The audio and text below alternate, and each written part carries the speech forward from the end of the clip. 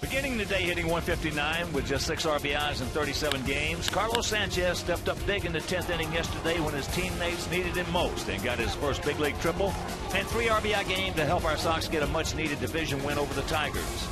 And tonight, Carlos and his mates look to make it 2 in a row over Detroit, but they'll have their work cut out for them as they face another Sanchez who has 3 wins in as many starts and has been masterful as of late here at Comerica Park. There's a division collision next from the Motor City.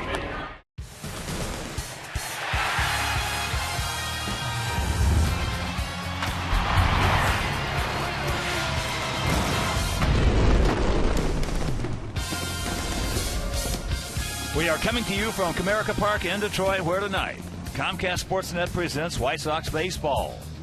It's Avi Garcia, Jose Abreu, Melky Cabrera and our Sox as they get set to butt heads with Miguel Cabrera, Victor Martinez, J.D. Martinez, and the tough Detroit Tigers. Hi, everybody, and welcome. I'm Ken Harrelson with Steve Stone as we get set to bring you Game 2 of this 4-game set. As you know, we started off this 9-game road trip in Minnesota, and with our win last night, we're 2-2. But, you know, it takes 25 men to make up a roster, and when you get most of them contributing, it really helps out. And last night, we had some unlikely heroes. We did indeed, and if this team is going to win, it's going to have contributions from everybody. And last night, Tyler Flowers came up, drove it through the left side. It's his 15th run batted in of the year, and at the time, he made it a 3-2 game. Then the defense showed up. Sanchez to Beckham. They turned a couple of double plays, and then they also turned a Beckham to Sanchez double play. And then the big one. The triple to right field, past Cabrera. And Carlos Sanchez did just a tremendous job. He had 6 runs batted in all year. He had 3 last night. Turned out to be the game winners. And you like to see the guy play that well defensively come through offensively. Well, he's going to be a good player. There's no question about that. Everywhere he's been the youngest player on the team, so he'll be fine. But, you know, on this Detroit team now, they've got a guy over there we're looking at. If he can stay healthy, he might turn out to be the best hitter we've ever seen, period, and you just can't let him beat you. There's no way that you can let him beat you. And last night it was a situation where it was an 8-5 lead in the last inning. It became 8-7 pretty quickly against David Robertson. Then with runners at first and second, the drama really started because a big decision from Robin Ventura. He decided there's no way he could let Cabrera beat him, so he decided to walk him and load the bases. And Josh Wilson stepping up in the spot that was occupied by Victor Martinez. Robin took a gamble. The gamble worked. The Sox came out and won a big one, 8-7. Hopefully more of the same tonight. Well, going for them out on that bump this evening is a man who has been pitching well, but we have had a good time with him. There's no doubt that Anibal Sanchez is a terrific pitcher, and since he's rediscovered his straight change, last 3 times out he's been close to unhittable. 3-0, an ERA of 1.14. Opponents hitting just 181, and in this ballpark, he's especially tough. That being said, the Sox have handled him pretty well. As you can see, lifetime 2-5 with an ERA up over 5. And he's 0-1 this year against our Sox. In fact, the only time we saw him, we really battered him right here in Detroit. So, Anibal Sanchez going to the mound against Jose Quintana. We have to hope that Big Q gets some Big O today. Well, it would be about time, I can tell you that. Quintana has really been pitching so well, and he's looking for his first win against these Tigers this season. So, sit back, relax, and strap it down. White Sox baseball coming your way.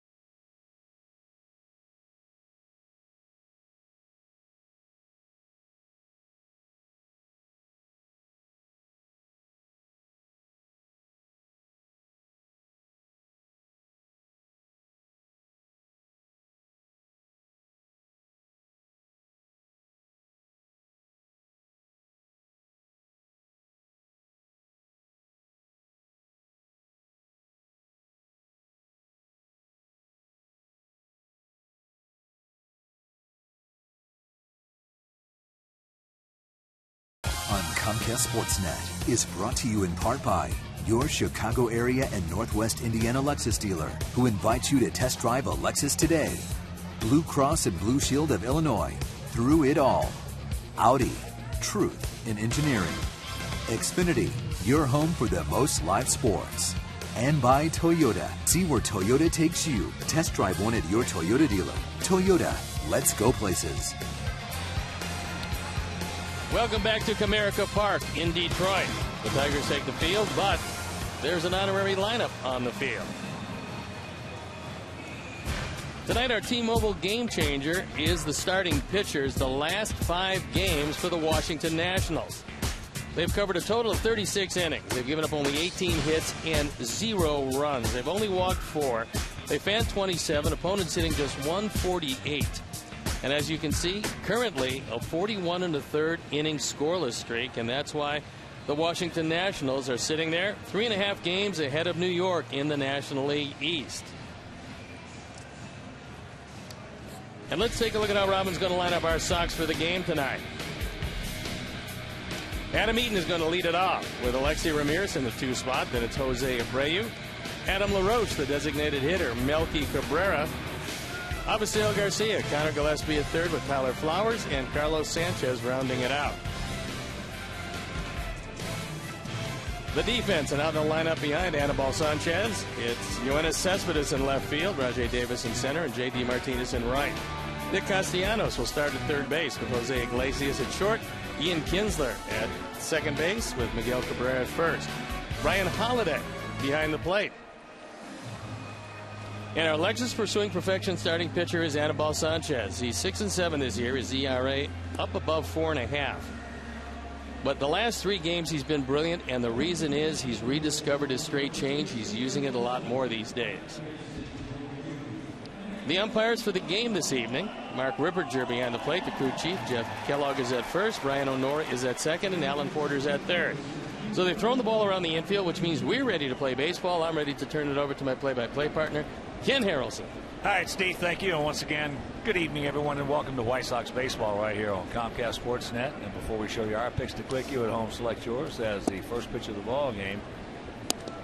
Taken off the plate, outside, ball 1.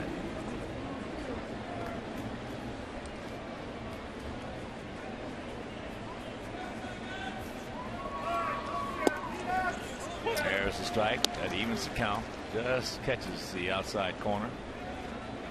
Eaton hitting at 253. 2 for 4 with a home run last night. That home run leading off the ball game.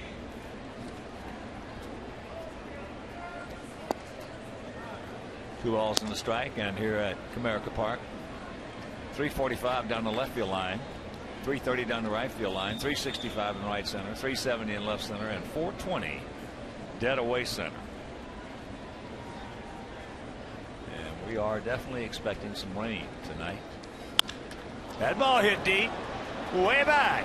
JD looks up. You can put it on the board. Yes. Second night in a row, and it is 1-0.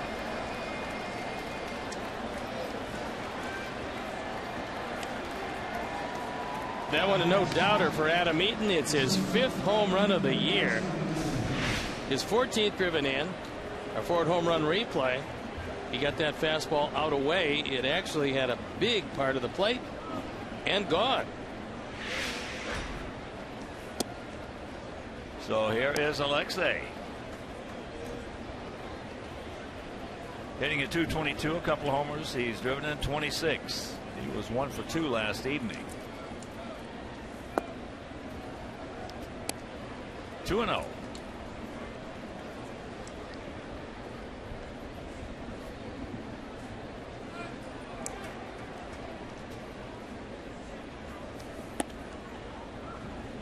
Three and nothing. Don't help him out.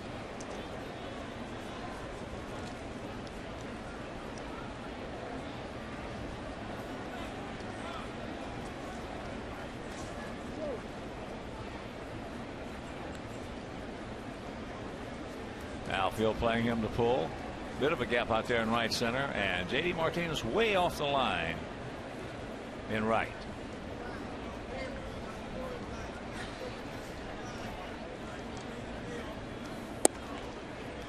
There's a strike. There's Mark Ripperger.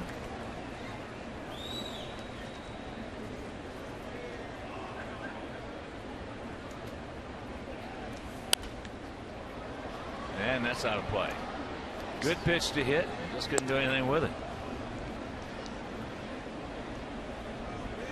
Sanchez has had problems with the long ball. That's the 16th home run he's given up. And that fastball had a good piece of the plate. It was actually right down the middle. Alexei just fouled it back.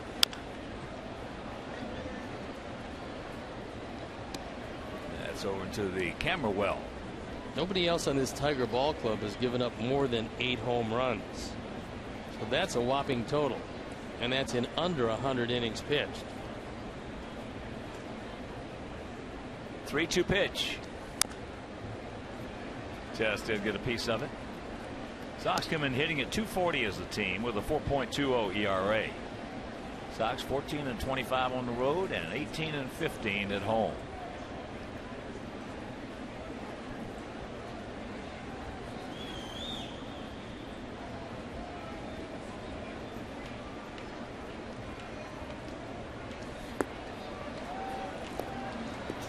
And there's ball 4. So with 1 in, nobody out, 1 on. Let's check out our picks to click. Jumanjo, our director and the crew, went with Alexei. Steve's going with Melky. All the guys: Glenn Blackwell, Steve Knight, Phil Manelli, Mike Ruff, Bob Seaver, Dow Smith, Mike Tatro. We're going to go with Adam Eaton.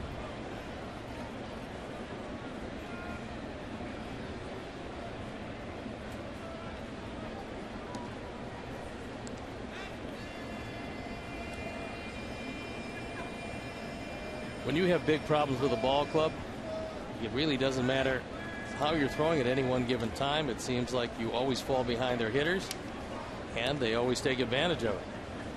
So Alexei has been the #1 base stealer on this team.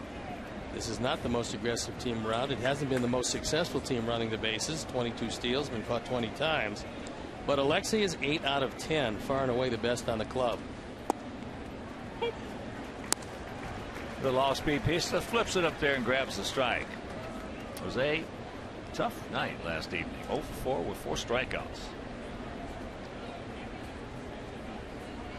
He has faced Sanchez 8 times, has 5 hits, 4 of which stayed in the park.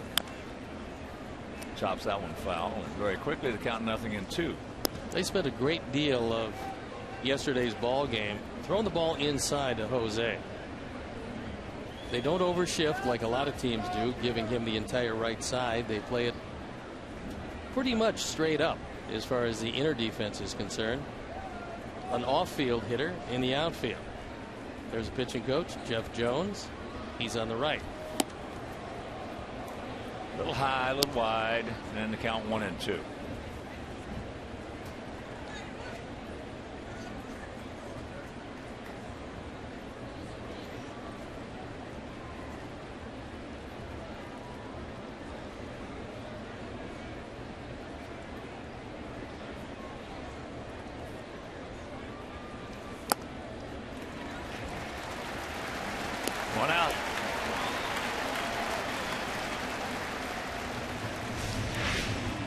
Jose a little anxious. This ball is out of the strike zone. You see the Menards pitch tracks, and it's a fastball. He got ahead, and he had Jose expanding his zone. Here's LaRoche. Adam 1 for 5 last night. It was a big 2-run double on a 3-0 pitch. Hit over the head of Rajay Davis in center field.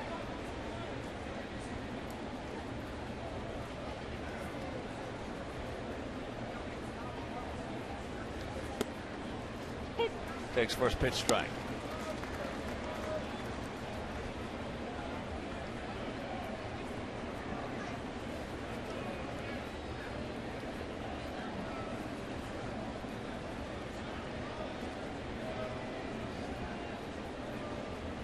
I talked to Adam about this ballpark. He said he's always loved to hit here.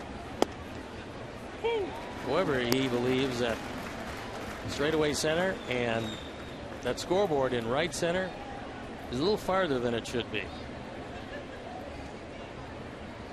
Adam doesn't feel it's all that far. 2 leadoff home runs in as many nights.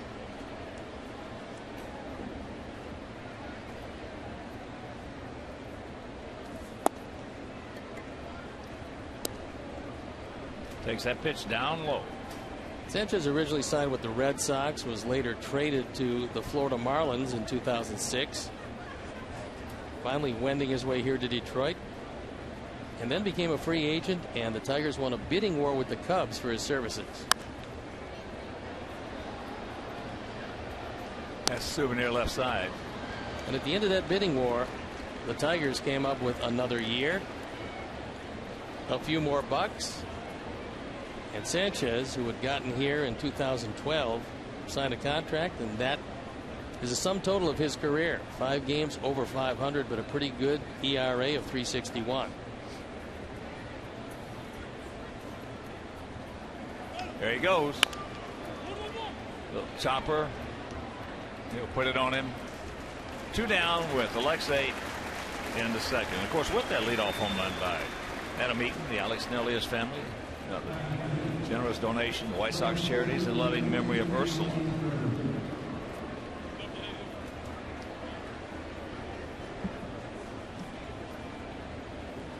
This would be a nice run to pick up Melky. Melky 1 for 3 with a couple of walks last night. Comes in hitting at 248. Melky also scored a couple of runs last evening. I'm pretty sure that Jose Quintana is going to be very well pleased finally getting an early run, something he doesn't get too often.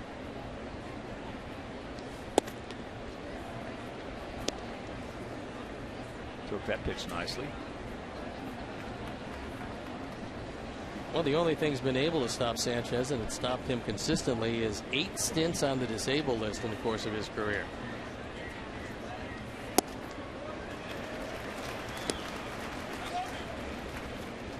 That is a lot of DL. Yeah, he's been plagued by injuries a whole lot of his career. He's always had good stuff. That fastball was always in the mid-90s. His slider is his favorite breaking pitch, but he's gotten hurt. 1-2 the count. Both of those pitches in and off the plate. Both of them either hard sliders or cutters with good late movement. That's the comfort pitch for Sanchez if he's going to his breaking pitch. Holiday now moves to the outside.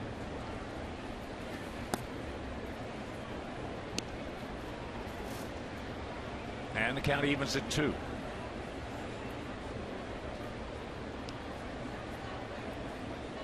This is the second of this 4-game set and 5th of this 9-game road trip.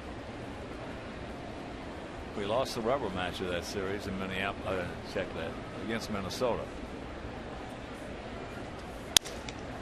And a little looper to second base. That'll retire the side. But the leadoff homer in after half inning of play as our guys won, and their guys coming to bat.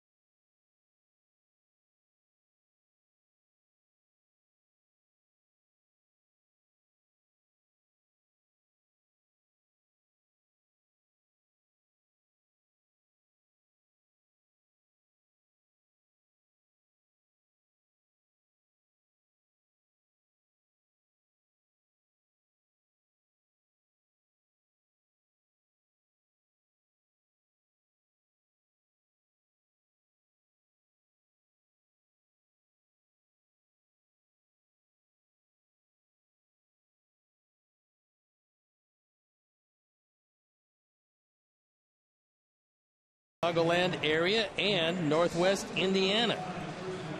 So let's take a look at how Brad Ausmus, the second-year skipper, is going to line up his Tigers. Rajai Davis leading it off with Ian Kinsler in the 2 spot. Then it's the very dangerous Miguel Cabrera, the very dangerous Victor Martinez, along with Yoenis Cespedes, J.D. Martinez, Nick Castellanos, Brian Holiday, and Jose Iglesias rounding it out. The defense and how they'll line up behind Jose Quintana, Melky Cabrera, Adam Eaton, and Avisail Garcia in the outfield, with Connor Gillespie, Alexei Ramirez, Carlos Sanchez, and Jose Abreu in the infield. Tyler Flowers gets a nod behind the plate, and our Lexus Pursuing Perfection starting pitcher is Jose Quintana, on for his 15th start. He's looking for his 4th win. His ERA at 3.92. Good strikeout to walk ratio. Left-handers have done nothing with him, and he's allowed only 8 home runs, which is not a high total. So here's Davis hitting at 281, a homer. He's driven in 11. He was 2 for 5 last evening.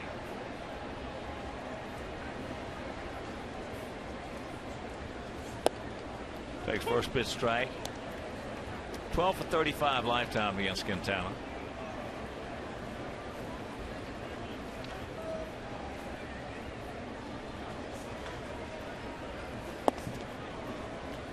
Wally Joyner, the hitting coach, was working with Rajai and perhaps a different approach to the baseball.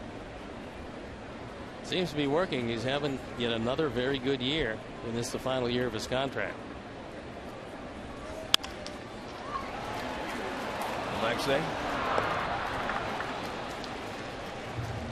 Good man to retire. He's 14 for 17 in stolen bases. Alexei ranging up the middle, and I like this throw. He gets a whole lot on it, knowing that Davis can run, gets to it, and then fires it to first base. When he does fire the baseball, seems to be much more accurate. He had a little pep in his step there. Yes, he did. Seen that for a while. So here is Kinsler, 257, a couple of homers, and 29 driven in.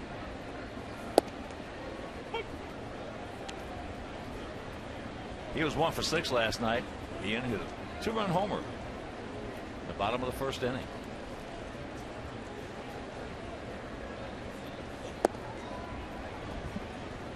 That's low. Had 40,000 plus last evening. Another good crowd tonight. They're averaging 32,766.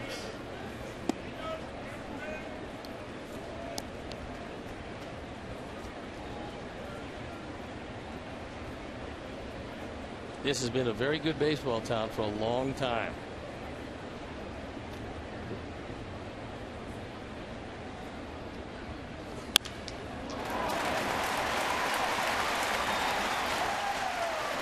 Kinsler aboard.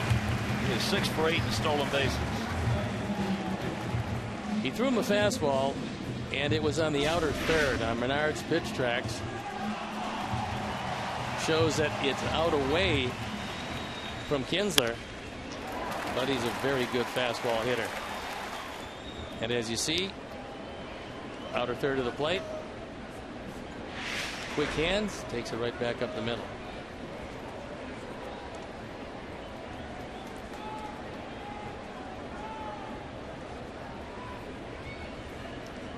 So here's Cabrera, 348, 15 homers, 52 knocked in.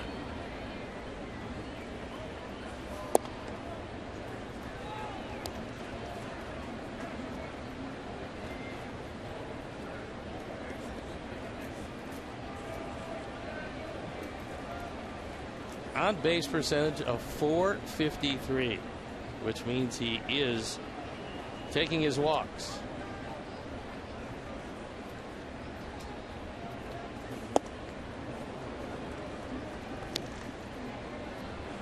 All those numbers, and he still is not where he can be. And talking with Gene Lamont, who's been around baseball for a long time, one of the things he said with Cabrera is, unlike a lot of hitters, I mean, look, he's a great hitter, no doubt about it. He goes, but if you make a mistake, if you roll or hang a breaking ball, he said, he doesn't miss it. He hits it real hard. A lot of guys who make a mistake too, they foul it back. Well, he's also probably the best situational hitter against good pitching in this league, probably in all of baseball, because he will look for certain pitches against good pitching late in the ball game when it's close and hit it hard.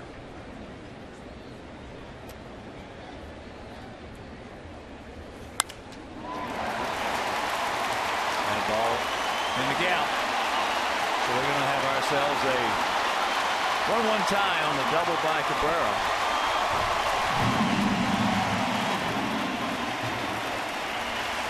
When you see where this pitch is, you can realize just how good a hitter Cabrera is. Because there's not a lot of guys around that could take this pitch, which is down and out of the strike zone, hit it the other way, and hit it hard enough to get it over the second baseman's head and drive it by the right fielder, who's got some pretty decent speed. But Cabrera is that good. 14th double of the year. He drives in his 53rd. And just like that, it's a tie game.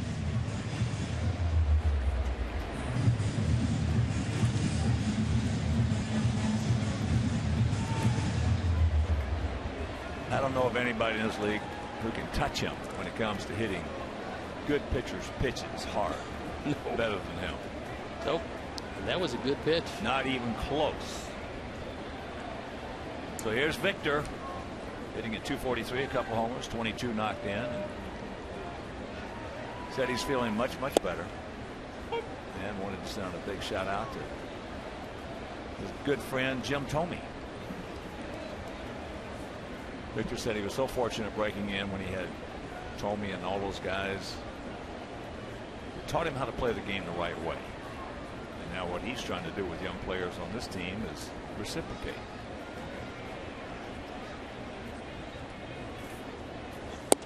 Well, that's what the good veterans will do and should do. You really owe it to the game if you were taught like that to pass it on, because he's got a wealth of knowledge. And there's a lot of young guys coming up here that don't understand yet how to play it, and they get to the major leagues. Well, they get here so early. Yep. So young, because you got 30 teams. Now, talent is there. There's no doubt about that. But the knowledge is not.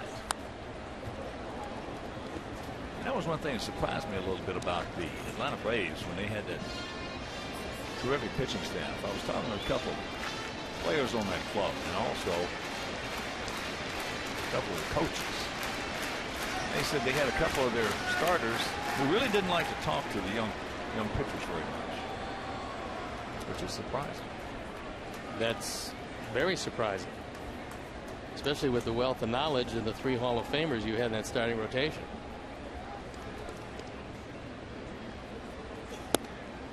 That's throwing away.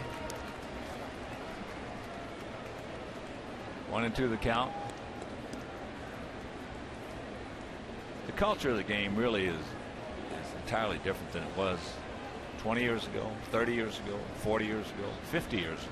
I mean, just every decade it changes. And Victor was saying the same thing. He said the game's now a lot different than when he first broke in. He said, thank goodness I had big Jim Thome.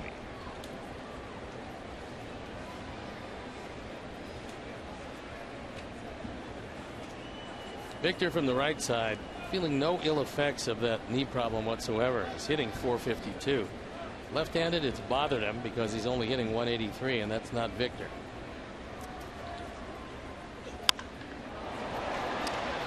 Well, he had some real healthy left-handed swings in batting practice. First time we've seen that in a long time.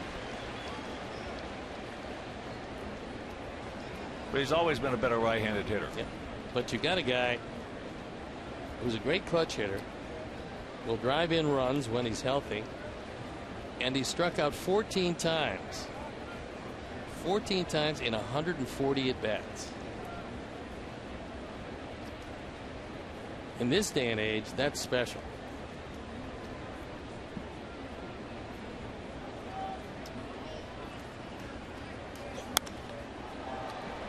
And that's one of the reasons why. Fouling off tough beat pitches.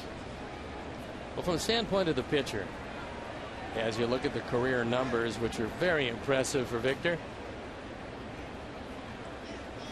You make good pitch after good pitch, and the hitter just keeps fouling them off. They'll reach out, they'll foul it off. They'll try to get inside. They just barely get a piece of it. Try to throw by them face high, they foul it straight back. And eventually, the good ones are going to get you. Well, the better the hitter, the more opportunity you have to get him out up and down rather than in and out. You would love to see a lot of these guys expand that strike zone, but in Victor's case, he very rarely does it. He's a good hitter. He's been something.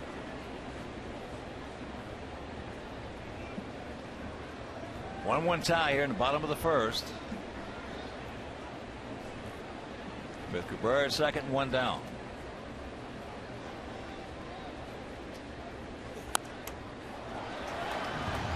This is quite a battle, and Jose is throwing him in and out, up and down. Doesn't seem to matter. Got that ball low and in. Now he's covering all four quadrants and leaving a little bit more.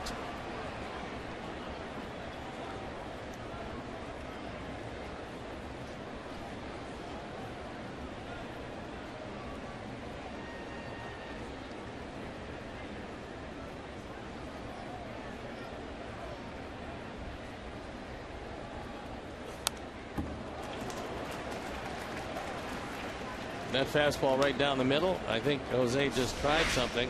Instead of trying to hit the corner, he thought, well, I'll tell you what, I'll throw it down the middle and see what happens. He fouled that one back also.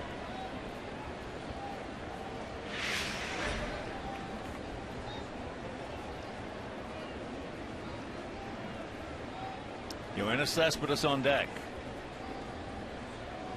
Pitch number 12 coming.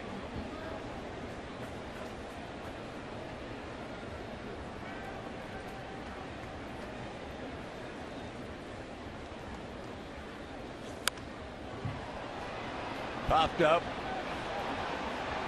Gillespie. And 2 out. So Jose wins that battle. A lot of criticism paper this morning about Brad Ausmus's pinch running for Victor last night in that game. And to me, it was very much unwarranted. Well, certainly at that point, he didn't dream that Victor's spot in the batting order would come up again. No, he made the right move. Yeah, not only would it come up again, but it would come up in a situation where you could pitch around their #1 hitter to get to the guy that filled Victor's spot as a pinch runner. In baseball, a move is only good when it's made before the fact, before the try for execution, whether it be a hit and run, whether it be a steal, whether it be a pinch running for somebody. That's only good before or after the decision I'm talking about. And he made the right decision. High into left field. He just missed it because he is 8 for 12, 4 home runs off Quintana, but they tie it up on a double by Cabrera, and it's 1-1.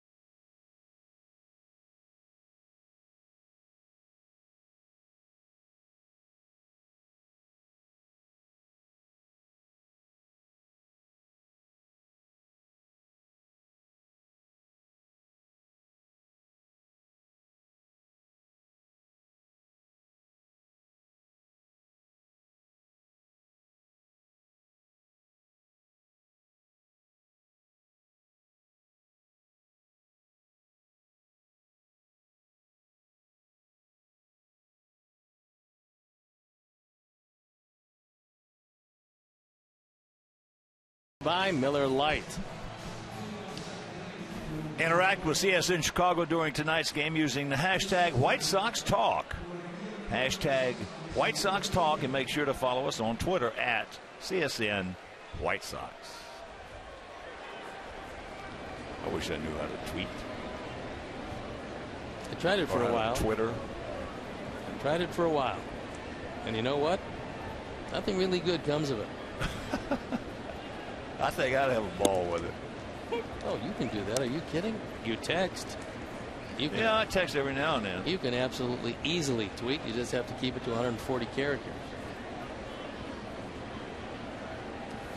On the other side of that page, if we played like we've been playing this year and beating ourselves, I don't think that my language would be too good on that tweeter. Checks it up, fouls it off.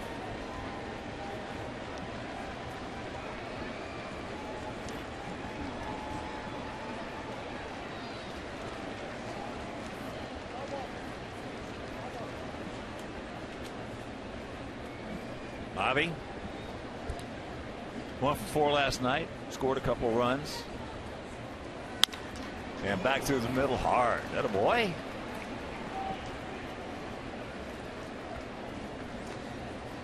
Join us for a special children's autograph session on Sunday, July 5th at 10:15. The first 1,000 children's tickets purchased through this special ticket offer are invited to an exclusive pregame children's autograph session. Visit whitesox.com/autographs for tickets and more information. Here's Gillespie. 0 for 3 last night. Hitting at .245, 3 homers and 15 knocked in. That base hit was a result of a curveball that just tumbled. Didn't have a lot of quick break to it.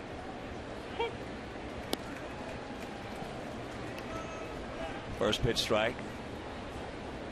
Sanchez, as recent as 2013, a year and a half ago, led the American League in ERA at .257. You wind up at .257 in the American League, you're getting it done. There he goes. Throw not in time. He got a big jump right there. Holiday had no chance.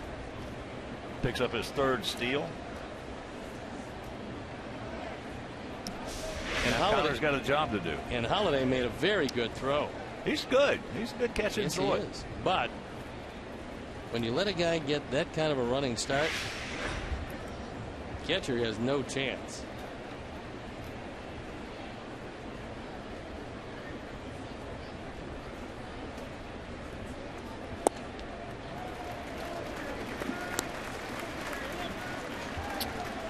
One out.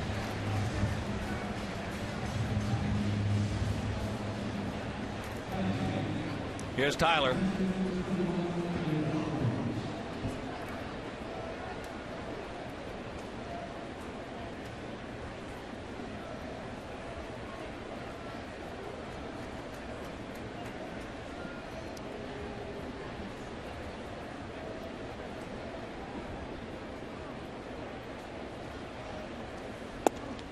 First pitch strike.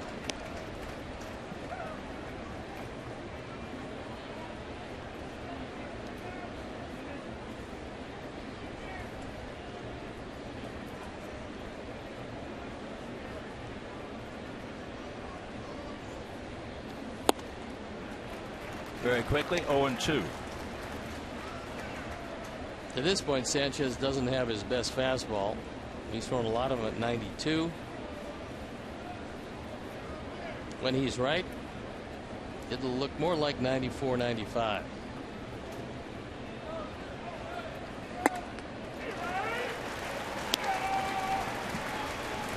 Two down. That time didn't even bother using the corners, just got it up to 93 and threw it right by him.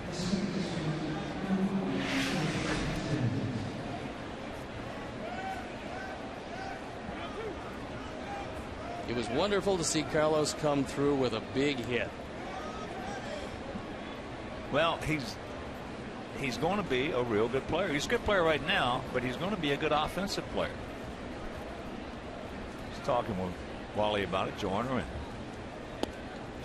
again, when you're that young. You're the youngest player on the team. And you're playing on a team that's supposed to be contending, and everybody's been in a funk offensively. Your environment's going to get you. That's a tough way to break in.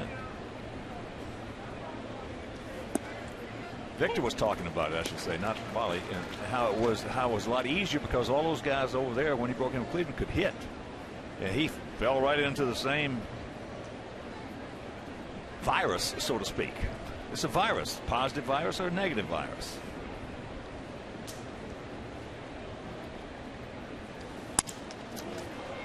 That's out there in the center field, but Davis is there, makes the catch. We get a man a second with nobody out once again, and can't do anything with it.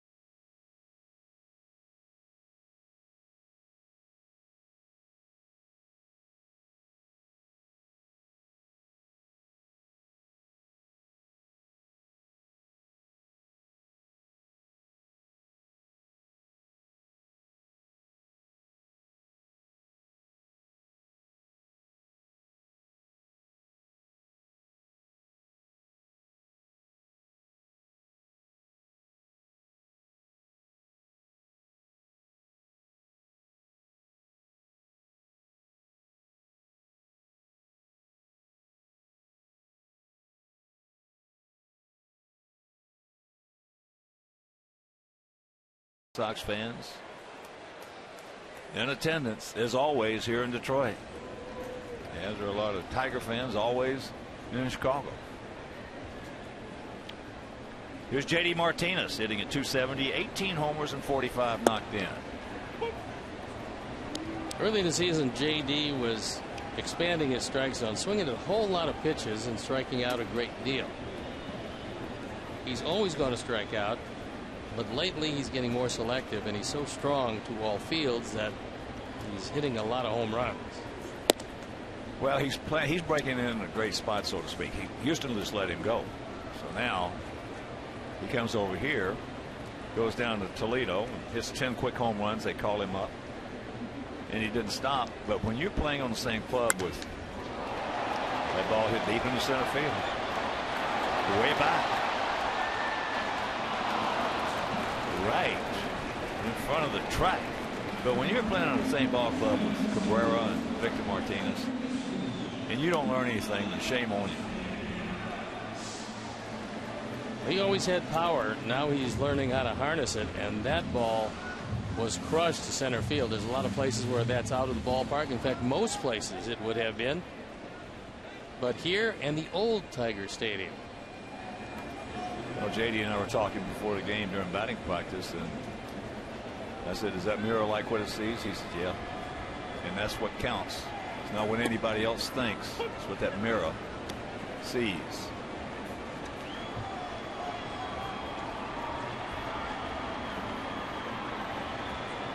Castellanos is 23 years old. Well, you've heard me say it before. I learned more hitting behind Carl Yastrzemski when he won the Triple Crown than I did from any hitting coach I ever had. just about how he just ratcheted it up against good pitching. Being observant really helps. Watching baseball doesn't help. Well, you had to learn something from some of the pitchers that you played with. I tried to learn something from all of them, and I tried to learn something from the opposing hitters when I watched them between starts.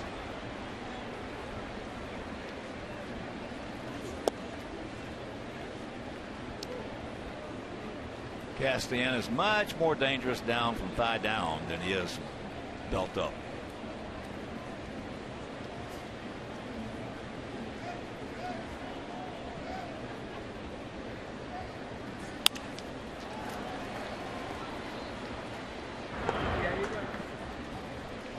Two down.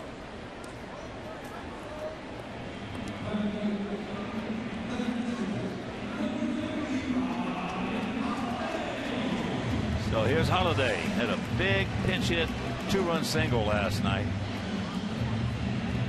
Put our sphincters in bad shape. Drove it through the left side, and then it became a 1-run game after having a 3-run lead, seemingly very comfortable in the bottom of the 10th inning.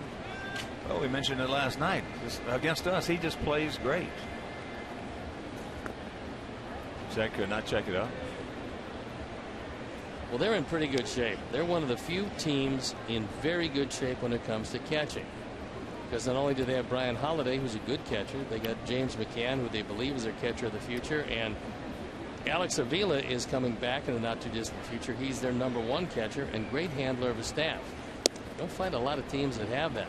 That is a luxury in this day and age. That makes it a lot easier on the GM. And makes a lot of teams want to come to you and get one of them. And there's another shot. He just plays like Johnny Bench, with the exception of hitting home runs against us.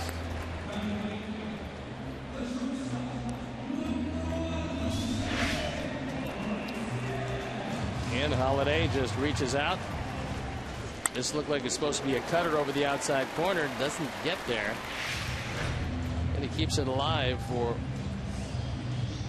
the surprising Iglesias. Surprising not that he's one of the best fielders in the league. Surprising that Jose is hitting .330. He was 3 for 4 last night with an RBI. A long sacrifice fly into left field. Takes first pitch strike.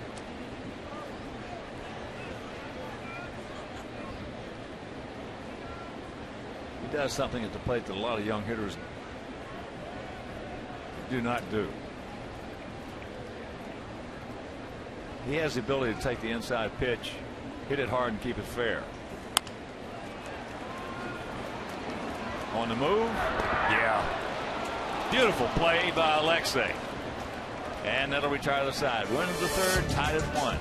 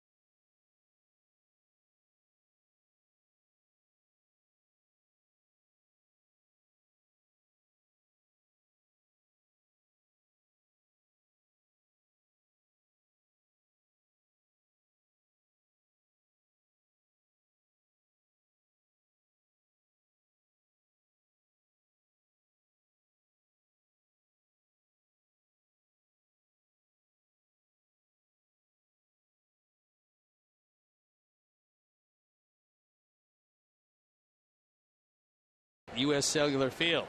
The White Sox are offering specially priced tickets to the Polish community and friends. The first 750 people to purchase will also receive a stylish Polish night hat. To purchase, visit whitesox.com/PHN. 0-1 the count to Adam Eaton. Adam led off the ball game. In yesterday's game, and here's what he did. That was against Simon. And tonight, Sanchez. The SNS guys giving up leadoff home runs.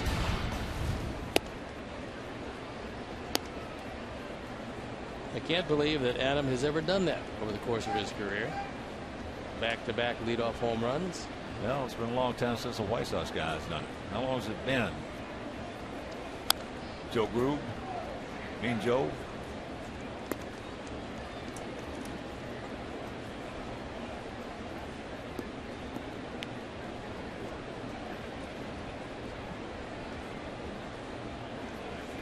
(2013) Alejandro Diaza.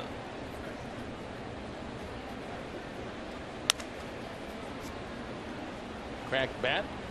Way back when, I think Ray Durham did it.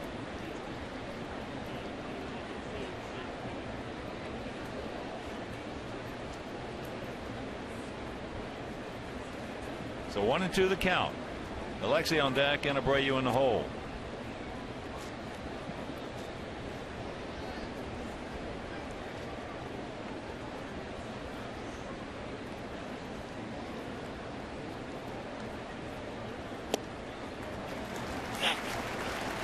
One out.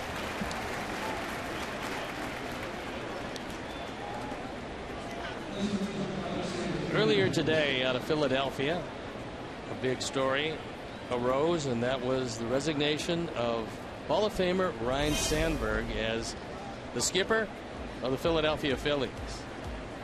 Pete Mackanin, his third base coach, was named interim manager. Sandberg, 40 under with the Phillies, took over for Charlie Manuel during the 2013 season. Phillies having just an awful year. They've had a tough go of it. And Rhino said that he felt sooner rather than later the organization probably needs a different direction. And he made what he felt was the best decision for not only himself but his family as he moves on. Rhino's a good guy. He's a good baseball man, and we're hoping if he wants to, he's able to find a job just as quickly as he can.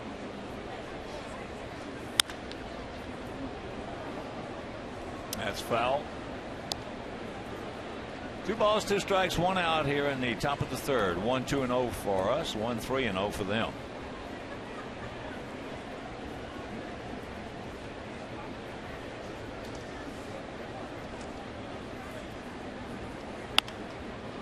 Softly hit.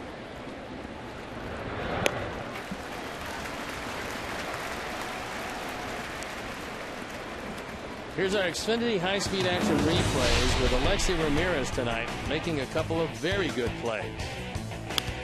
R.J. Davis can really run, and Alexi up the middle and then guns it to first to cut him down by plenty. Then he had to charge this ball, and again Iglesias runs right, and he got it to first a step ahead of time. So 2 very good defensive efforts by Alexi Ramirez. So here's Abreu. Struck out his first trip.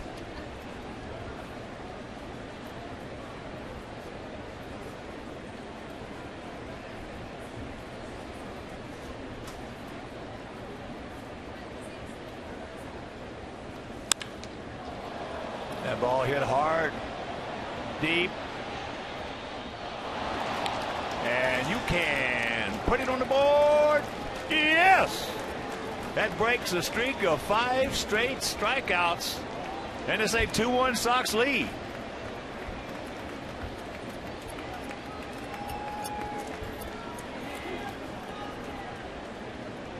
That is a long way out there. A Ford home run replay. Second home run Sanchez has given up. Looks like it hit the top of the wall. Rajai Davis runs out of room. And Sanchez now has given up 17 home runs. Adam hits first pitch. End of the shift. They throw him out.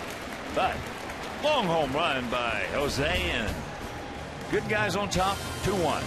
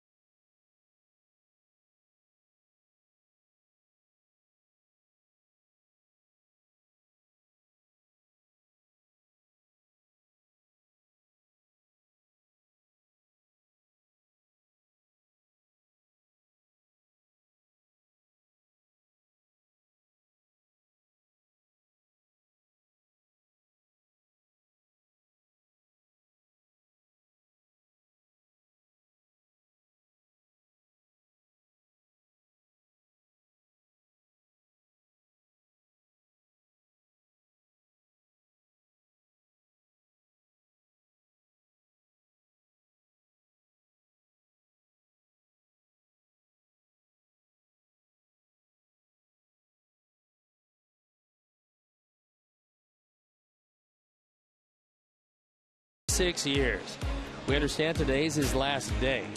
He's retiring after making more than 2.5 million bats for some of the greats in the history of the game. Guys like Hank Aaron, Johnny Bench, Ted Williams, and more. Danny made his last bat for outfielder Jay Bruce of the Reds today. Again, congratulations goes out to Danny for a great career. And there you see Craig Biggio, Ozzie Smith,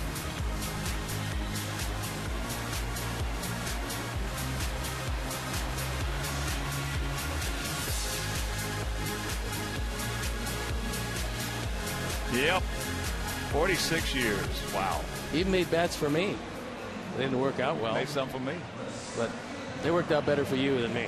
Well, that's another interesting aspect that not so much today as in yesteryear or years past. Some guys used to go to Louisville and pick out their stop, the blocks, to have their own bats made because of the grain. And then if they didn't do that, certainly the best, the big hitters, the guys who were the superstars, they got the best wood. And what happened was a lot of guys went to them and said, look, do it with this handle, like a K55, do it with a U1, do it with whatever handles. That ball in center field. And a nice play by Adam. Yes. Got a big jump on that ball. So Davis is retired.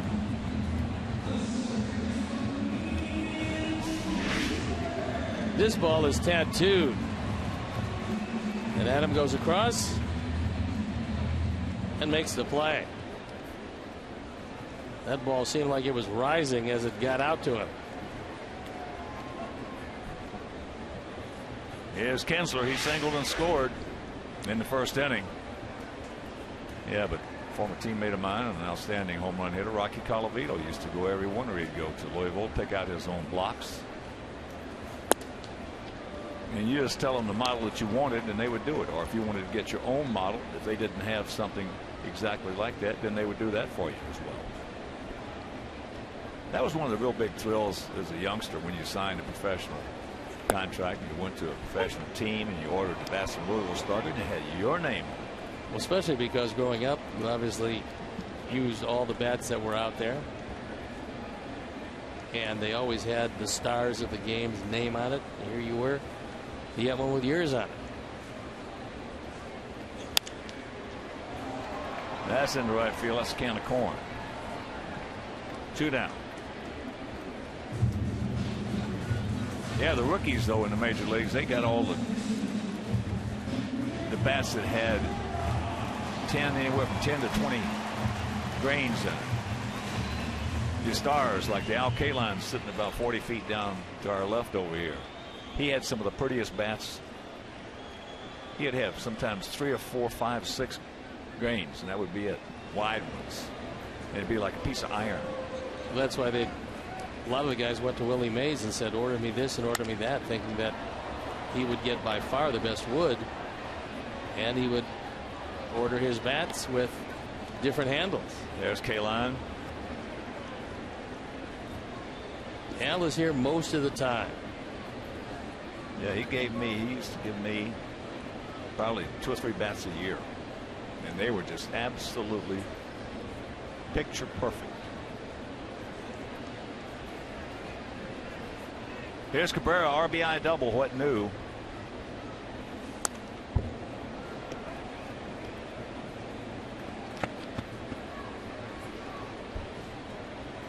You see him make that little practice swing right there. What he's trying to do is get his left forearm going in the same direction he wants the ball to go.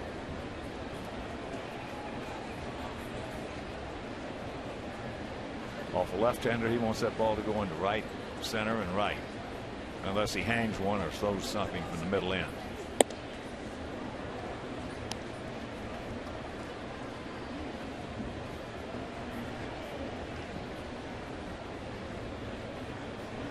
This park is a much better hitting park for right-hand hitters who go to right field, right and right center, because you can just flip it out that way, as Miguel was doing in batting practice. That ball into deep left center. So he picks up his second double. And there was one on the inside corner, and he still kept it fair.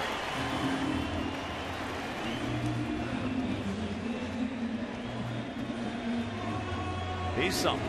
Not only did he hit another double, but as he's rounding first base, Jose is running with him, and he's talking with Jose all the way. Jose's probably asking him, how do you keep doing that? Well, there's not anybody in the game has more fun playing the game than Miguel Cabrera. Well, he's some. I guess if he had that talent, though, it would be a whole lot of fun. And he made his daily meeting with the fans behind home plate. They cordon off a little area there. Fans come in. He'll go over and sign autographs, talk to them, give most of the youngsters a baseball. He does it right.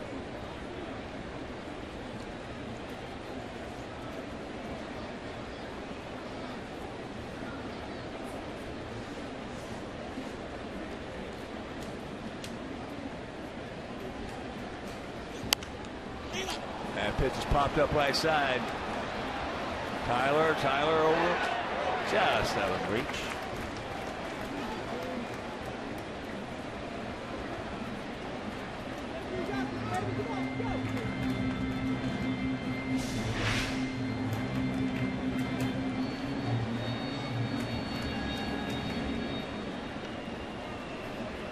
Rodman was getting him. I think he was getting in position in case Tyler decided he was going to go up and over the rail again. I'm not sure how many more times Robin wants to actually hoist the entire amount of weight of Tyler Flowers. Not great for his health and well-being. Tyler's a big man. But he'll do it as many times as it takes.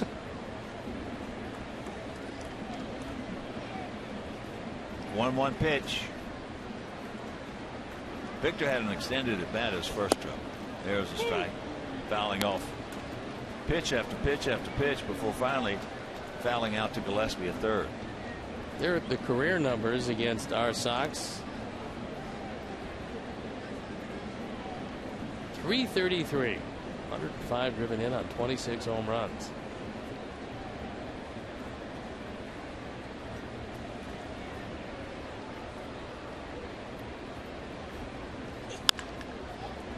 Out and around that one.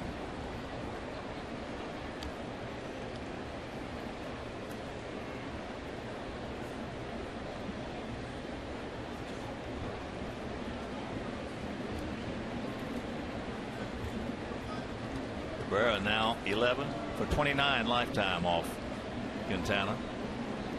Victor 12 for 25.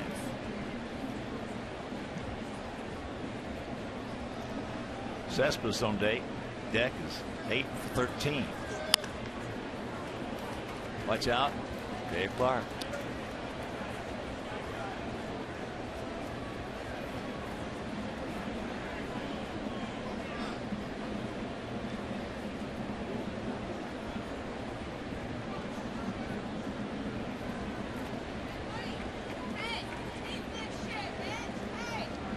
Outfield straight up, spread out.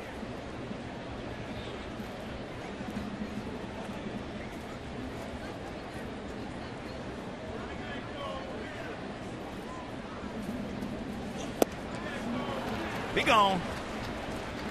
And that'll retire the side. So the 2-out double by Cabrera goes for naught.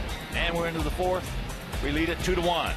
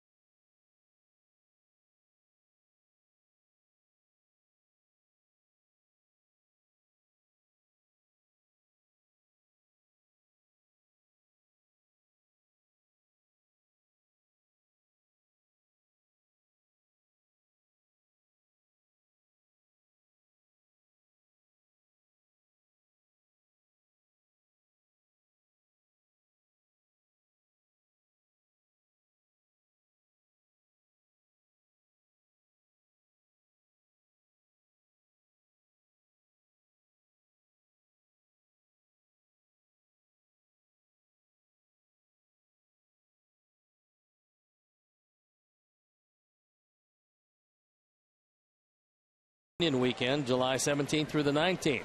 Be sure to arrive early on Saturday, July 18th, and see your favorite players from the 2005 World Series Championship parade around the field, presented by your local Ford stores. Together, we'll go further. Purchase tickets today by visiting whitesox.com/promos. 0-1 the count to Melky. Melky a little looper to Kinsler at second base, his first trip. Sox with 2 solo homers, one by Adam Eaton leading off the ball game, and another over the center field fence. Jose Abreu. Adam is 5th, Abreu is 13th, and we lead it 2-1.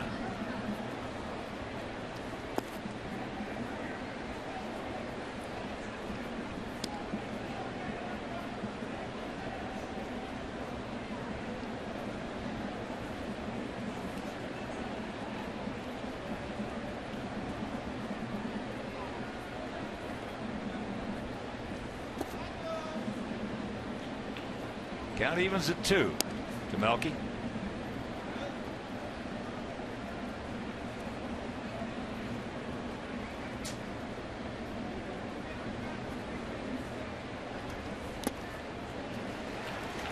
One out. He was just pouring that ball inside to Melky, out of the zone, and he's gotten him twice.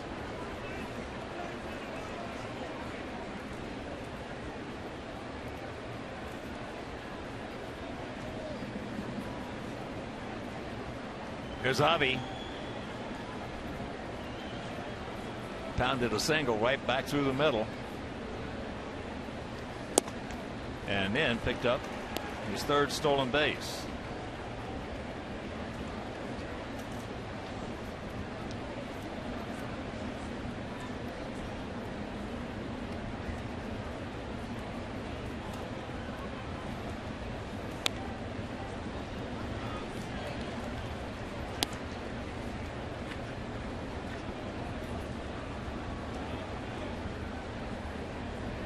To the count.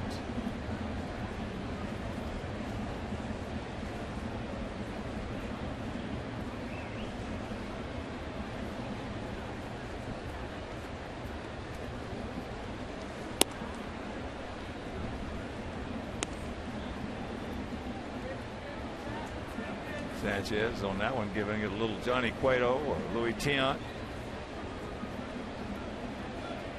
Deception, trying to use everything he can for deception.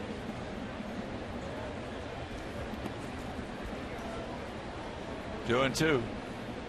The only problem with turning around a little too much, sometimes you lose your release point, as he did on the last two pitches. And from a hitting standpoint, if you're going good, you don't even pay any attention to it because you're just looking for where he's going to be releasing the pitch. That's where you're looking. Iglesias guns it over. 2 down. And if you're not going good, then that bothers you very much. Iglesias has the ability, when he has to put a whole lot on it. Many times he just gets rid of it quickly and throws it on the money. That time, knowing that Avi always runs hard to first base, he had to pour it across.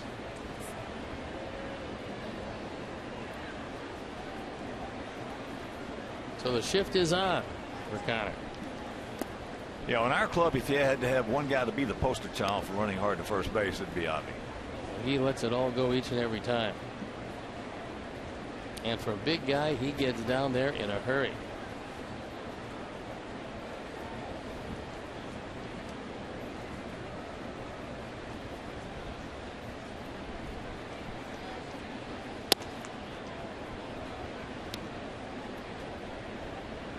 First at bat, Connor struck out. And he's got a 2-0 count here. Another huge crowd on hand this evening here at Comerica Park.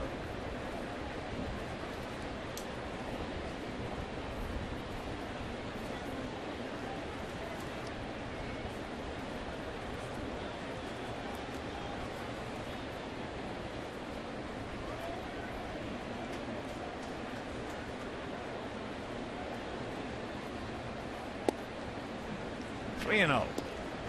Turn him loose. 2 out, nobody on.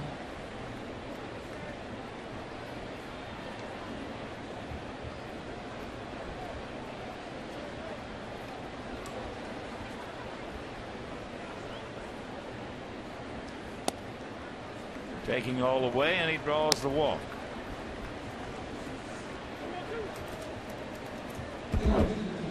Sox fans, join us on Saturday, July 4th at 1:10 as our White Sox take on the Orioles.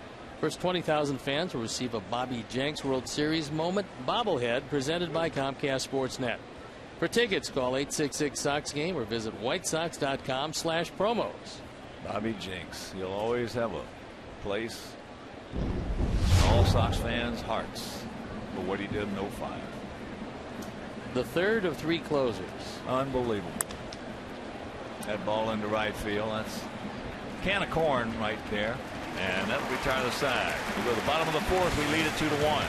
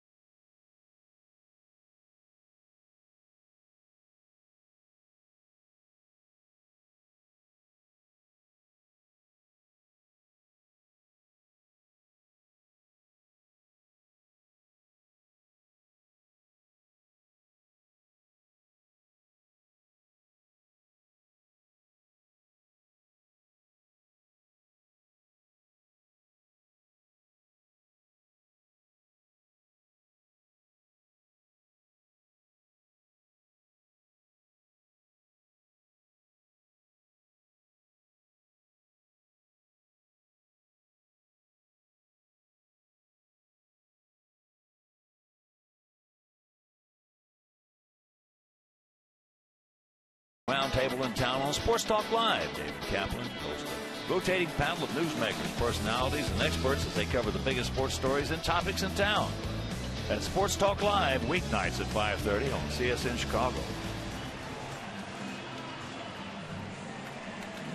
There's a young Sox fan, brought his glove to the ballpark,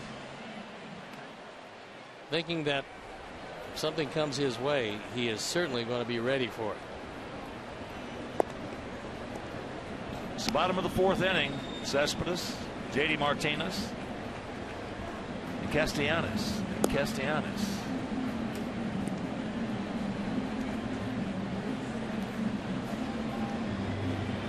Cespedes just missed one. Very powerful right-handed hitter. Two-time defending champion in the home run derby. Yeah, there's really nothing he can't do. And talking with Gene Lamont, when he was talking about the defensive prowess of Yoenis Cespedes, he said, I knew he was a pretty good outfielder. I didn't think he was going to be that good a left fielder. He said, I thought he had a good arm. I found out he had a great arm. And he feels in this day and age, left fielders will get an opportunity to throw out more base runners than right fielders will. That's why the Tigers feel he's better served playing left than he would be in right. One hopper. Make a good throw. All right. Well, primarily, that's doing the math right there, that the left fielder, he's going to have, as a rule, the shortest throw. You throw at somebody a second or third or maybe even home. Primarily the right fielder, what his job is, stop guys from going from first to third. More times than not, and it's not the case with Cespedes, everybody knows about his arm, but more times than not, your weakest arm is in left field, and so guys take more liberties against your left fielder. Well, what kills you as a pitcher, you knowing it, and maybe you never had to play with a left fielder, but having a left fielder out there that can't stop guys from going from first to third. Yeah. I had a few, and I had a lot of guys going from first to third.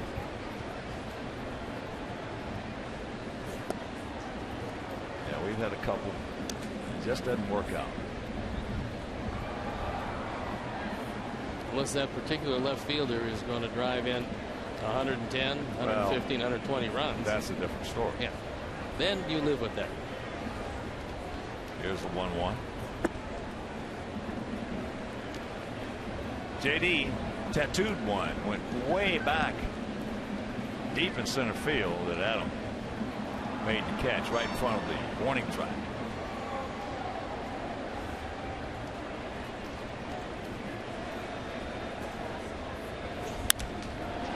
And there's a base hit into the left.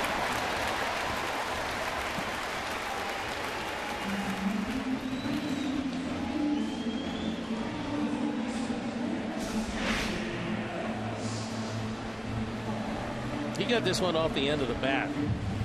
Jose took just a little something off it, which was good, so he couldn't get it on the sweet spot, but he had enough to hit it in the left. So here's Castellanos. He grounded out to Alexi. 1-5-0 for them, 2-3-0 for us. Both runs were home runs for our Sox. Baseball 1. Castellanos is grounded into 9 double plays this year. That puts him second on the ball club behind Miguel Cabrera.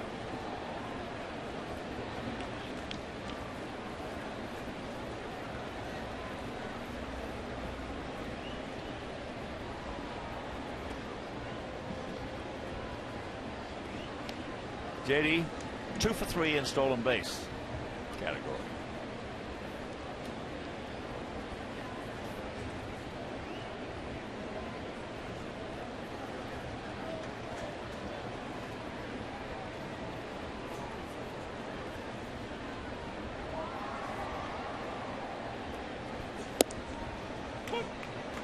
There's a strike. As we mentioned, you're better off keeping the ball up against Castellanos. Well, it's dangerous downstairs with that swing he has.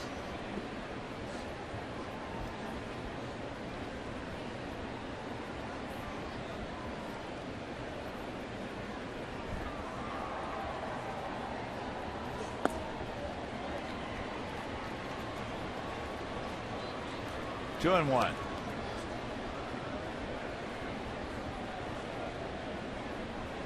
That time Jose used a slide step. And I think with Martinez at first base, you're better off using the leg kick and getting more on the pitch.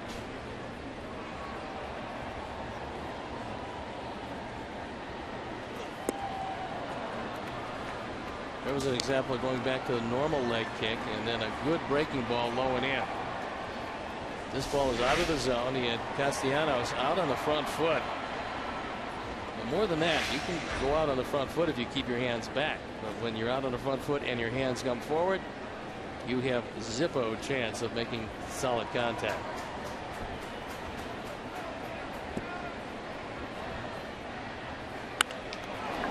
Almost took him right off the mound. That pitch was down out over the plate. So 1 out, 2 on. That time he used a straight change. And it was 2 off-speed pitches in a row. That ball rifled back. It looked like it got a piece of it. I thought it got him off the throwing tricep. Tyler's out there to have a word with him. Apparently he is okay.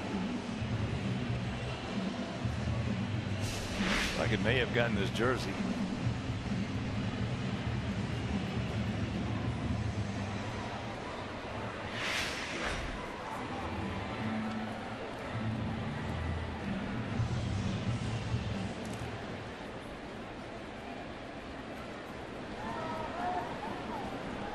So here's Holiday. He ripped a single in the left field. He did that last night for 2 runs. Made it an 8-7 ball game.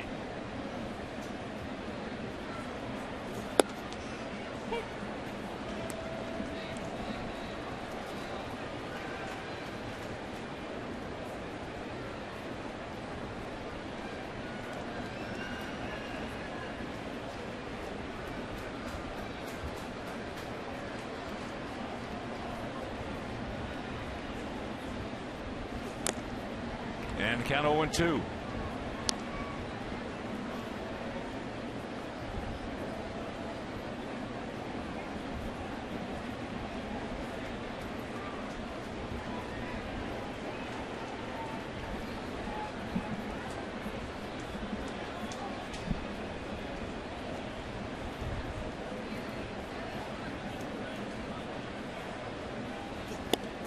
He gone. 2 down. Carlos did a very nice job of coming across the bag. His first responsibility is keep the ball out of center field. Tyler thinking he might have had a shot at second base. Secondary lead at J.D. Martinez. But when the throw is on the third base side of second, Carlos just comes across and makes sure that Adam Eaton is not fielding this one. Nice play. So here's a tough cookie at the plate. This guy is a tough out. He grounded down to Alexei his first trip. 17 games, hitting close to 300.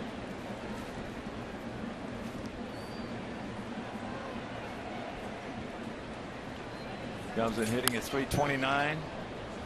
A homer he's driven in 10. He's like a Dustin Pedroia without the power.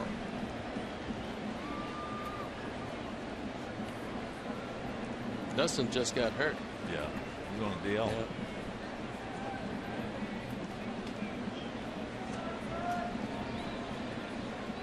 Yeah, this guy's some kind of player.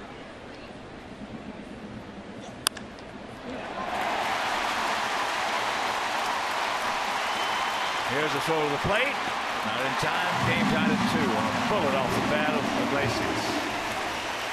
There's a situation where if Gillespie does not get a glove on it, I don't think that Martinez can score. That ball was hit so hard and Melky throws so well that if it gets out to him cleanly, they're probably going to have to hold him at third. But because it's off the glove, it slows down And that was all it took. Not Connor's fault. His instinct was to go up and catch it. But the deflection. And just like that, it's a tie game. So Iglesias drives in his 11th run. And that sends Don Cooper to the mound. I noticed something when we were playing in Minnesota, and that was that Byron Buxton, because of his speed, goes in awfully hard on the base paths. He did it a couple of times, and finally it's going to put him on the DL because he jammed his thumb going headfirst into second base, and the Twins expect that he's probably going to miss up to a month. So the youngster, who was often injured in the minor leagues, it retarded his progress to the major leagues, now has to spend at least a month on the DL because of a head first slide into second. Well, they'll learn the hard way. Most of them might have to be wearing that sliding glove that we see some others wearing. Ball hit hard, shuffles it over, but the bullet single by Iglesias, and we're tied at 2.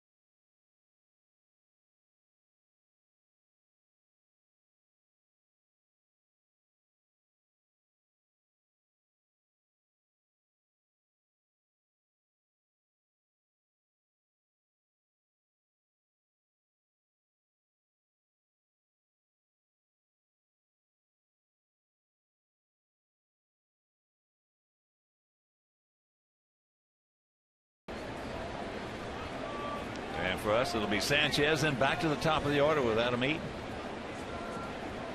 And Max Scherzer of the Nationals, who the last 2 times out has had 2 unbelievable outings, is perfect through 5 tonight in his start. Pretty amazing. It really is. 2 times ago, he struck out 16 and a 1-hitter. Last time out, he took a perfect game for 8 2/3 innings. And tonight against Philadelphia, it's happening again. Broken bat.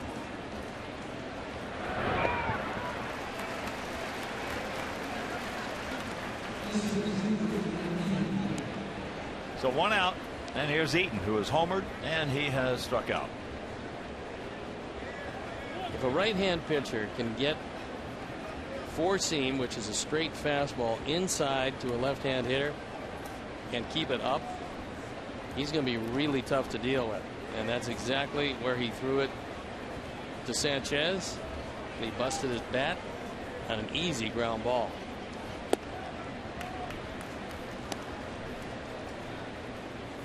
Oh, and 1 to count.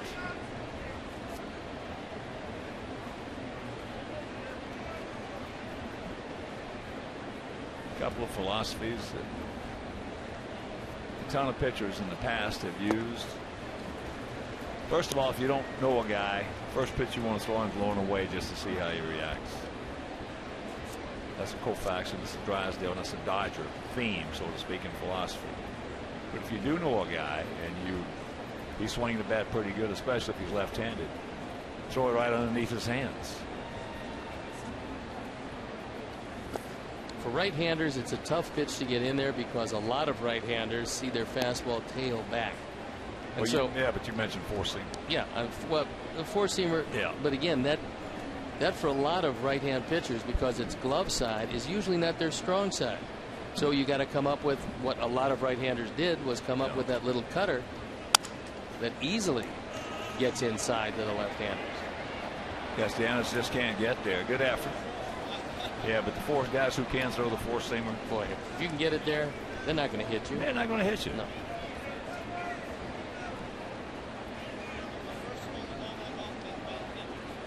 The only guy I know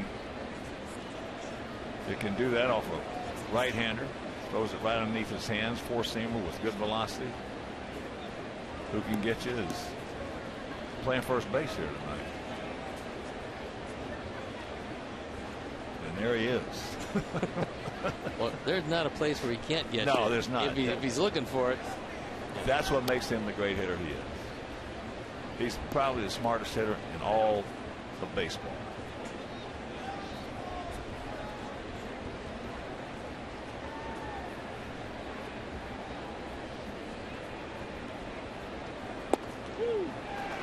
Got him. 2 down.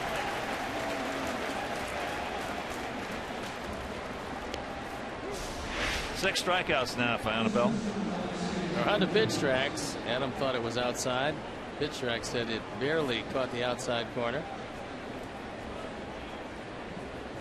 Here's Alexei, a walk and a ground out to second.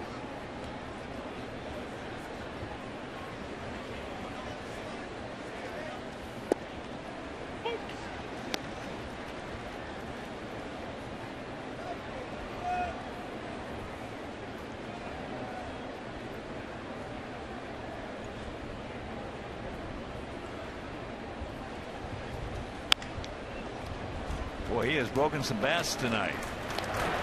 We're halfway home, tied at 2.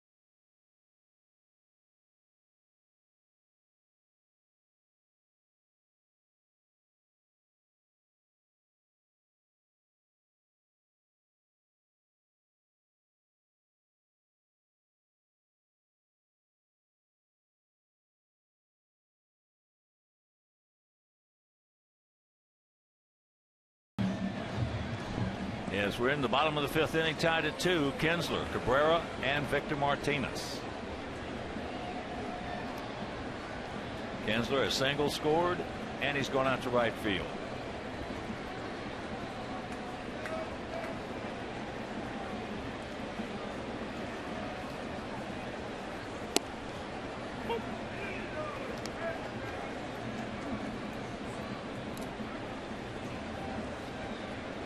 there's just a monster front.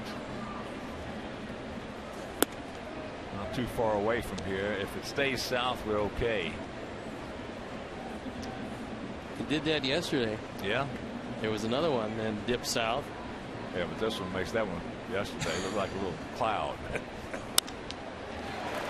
Nice piece of hitting, just pokes it into the right field.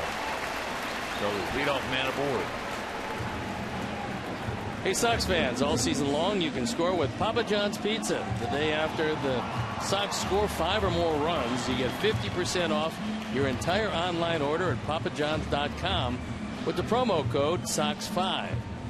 That's at participating Papa John's locations. Better ingredients, better pizza, Papa John's.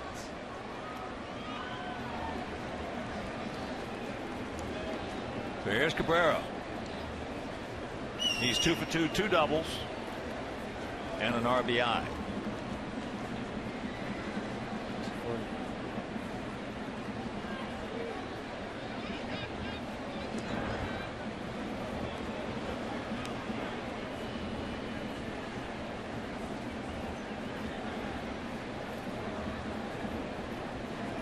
We have 2 runs on 3 hits, 2 home runs by Adam Eaton, the other by Abreu.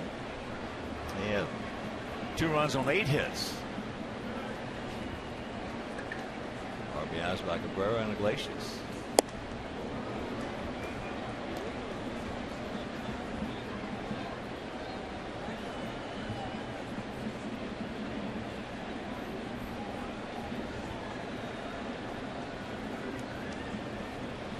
Well, perhaps Jose can throw a ground ball. Cabrera has grounded into 12 double plays. That's far and away tops on the ball club.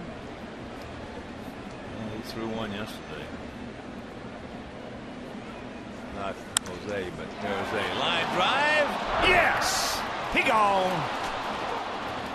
We catch a big break from a good base runner.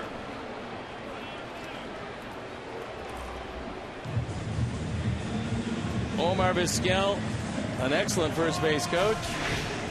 I'm sure said to Kinsler, make the line drive go through. He doesn't.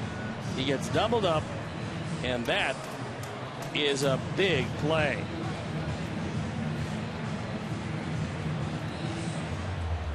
As I mentioned, he's a good base runner, but it happens to good base runners as well. It shouldn't, but it does. No, Cabrera really unhappy about that.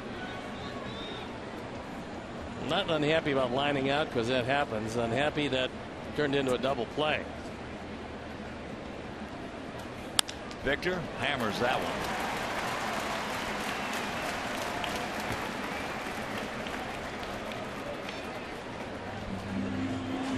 Victor now 1 for 3, and that'll bring up Cespedes. He just missed 1 and 2. Left field, and he grounded out 1 hopper to third. Cespedes is going to be a free agent. This is the final year of his contract. And with what he brings to the table, although he's not going to be the man on a ball club, he's going to be a strong member of supporting cast. He's probably going to get more money than Detroit wants to spend on a long-term deal. Well, according to what club he goes to, if you could ever put him in the 5th or 6th hole, that he's the perfect 5th or 6th hole hitter. Yeah, he'll drive in from that spot. He'll drive in bunch 100 plus. A bunch. Really didn't have that luxury with the Oakland ball club, and I think they underestimated what the loss of Cespedes would do to that offense, because although they needed pitching and they realized they needed it for the postseason, when they took Cespedes off that club, the offense was never the same. Well, when they got Lester and they got Samardzija, I want to tell you, that to me was just a great move by Billy Beane. And you know, I don't like the guy, but that was a great move. He was trying to get his postseason rotation in order, knowing that he would go to the postseason, and unfortunately for them, it turned out to be, as a wild card, it turned out to be a one and done. Yeah. And even with Lester and Samardzija and Hamill, they got the latter two from the Cubs. If it's one and done, you don't need a strong rotation. You know, he had stones enough to make it, and he made it, and that the trade is good when you make it. As that ball hit deep into right center field. It's going to be a 3-2 ball game. Watch out.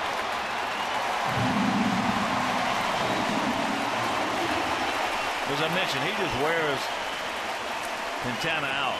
He is now 9 for 15 with 4 homers and 10 RBIs. He's driven in 42. This was a low fastball, but it had too much of the plate. And Cespedes crushes it. This is a wonderful triples ballpark. Maybe the best in all of baseball. Certainly right up there. And Martinez, without great speed, hustles across and makes it. This could have been a particularly disastrous inning because there's been 4 hitters and they've hit the ball hard 4 times. And still only 1 run is scored. They have crushed it 4 times. Yep.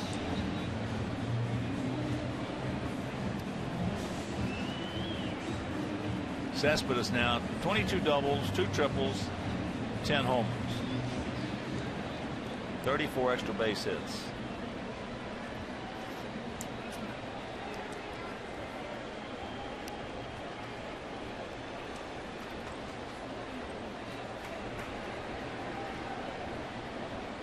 And here's J.D. Martinez. He's going out deep to center, real deep. Also has singled hard and scored. Now that double play really looming larger. Breaking ball strike. Well, this is a big out because you're trailing by 1 with the propensity of Anibal Sanchez to give up some home runs. You're in pretty good shape. You just don't want to fall down multiple runs because this is a good offensive Tiger team.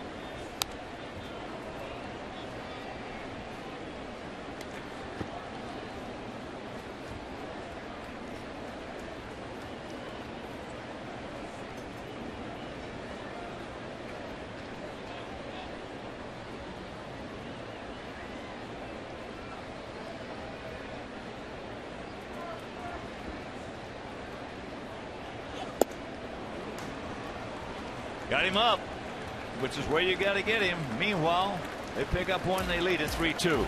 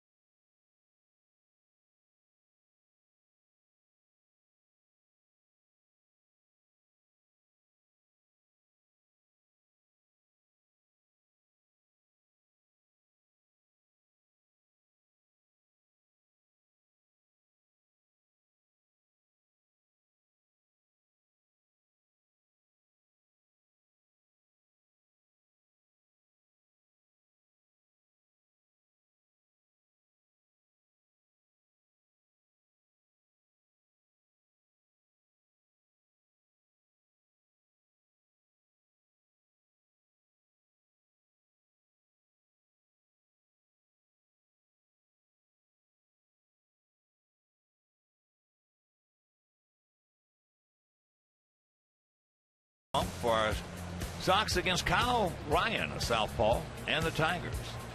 Coverage begins at 2:30 on CSN. Abreu, LaRoche, Cabrera to face Anibal Sanchez. 3-2 bad guys on top. And here's what he did last time up. With 2 outs, nobody on. Hit the top of the ball and bounded into the shrubbery. A blast to left center field. Good check.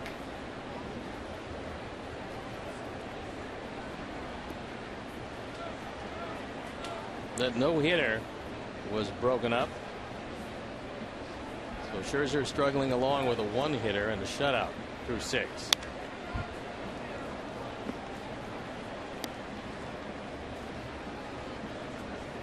Well, he's got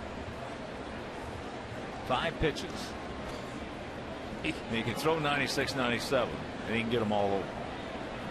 Yeah, he doesn't tip the changeup at all, and it's really good. And then that slider is unhittable.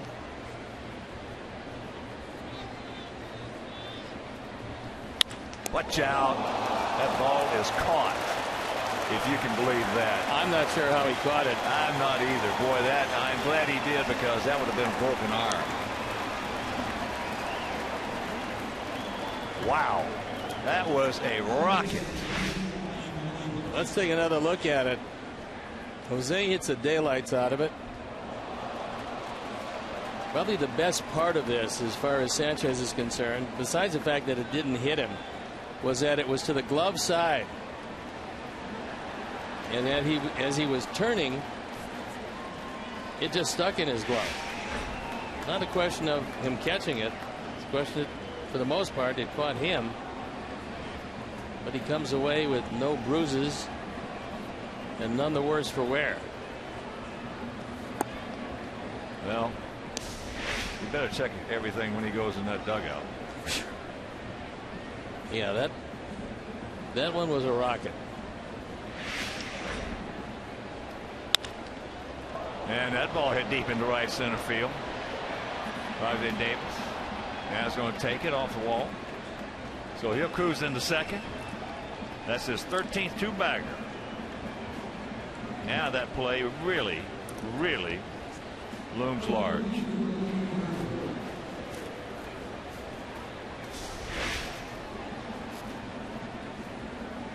Adam, who said before the game that for whatever reason he always loves to hit in this ballpark, takes it 1 hop against the scoreboard, cruises into second base. Melky's had 2 tough at bats. Went off the fist, a little looper to Kinsler, and a strikeout. Takes it low and away. A pitcher will deliver the ball. In the case of Sanchez, 92, 93, sometimes 94 miles an hour. When you deliver it, you wind up 55 feet away from the hitter. And the ball will come back to you anywhere from 105 to 110 miles an hour when the big boys hit them. So they call third base the hot corner. Nothing gets to any infielder more quickly than it does to the pitcher.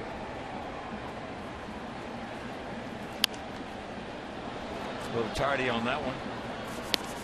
That one is 91.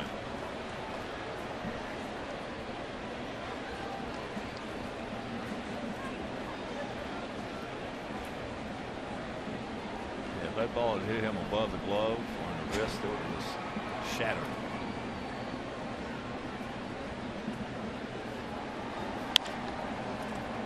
Fair ball right down the line. So here comes Adam. He's going to score. Melky now is going to make the turn. He's on his way to third, and he's going to get there. And this game is tied at 3. Yes.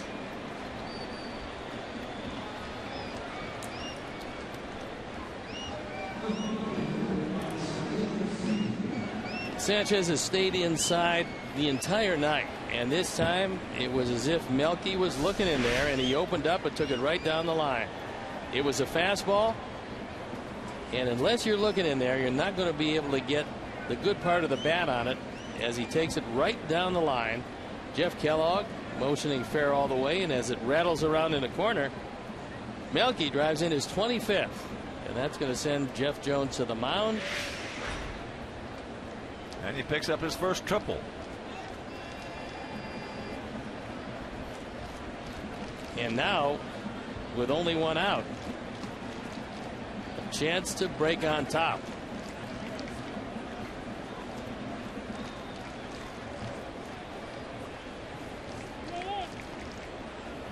Alex Wilson loosening in the pen.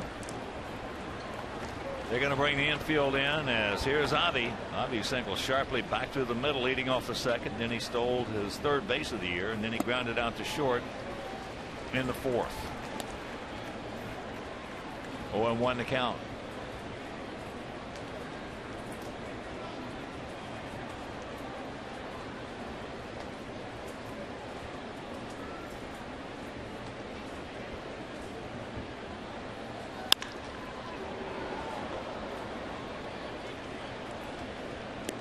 And 2 the count.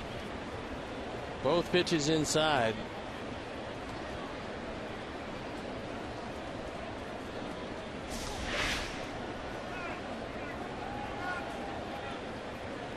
And Avi hit this ball hard, just couldn't keep it fair.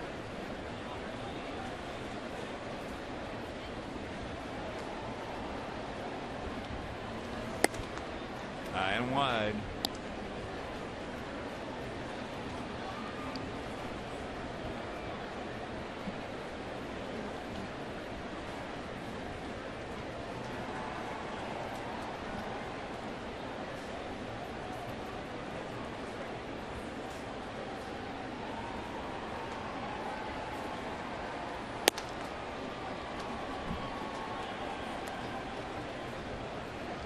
You would think he would come back inside to Avi here with the infield in. Well, if he takes a little something off a breaking ball down on the way, he's going to get it. And see what you're never wrong going underneath the guy's hands if you can get it there. That breaking ball just slipped out of his hands.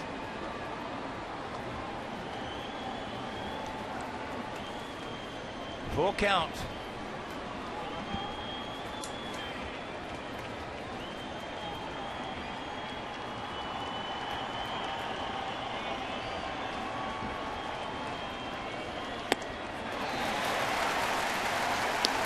Up high.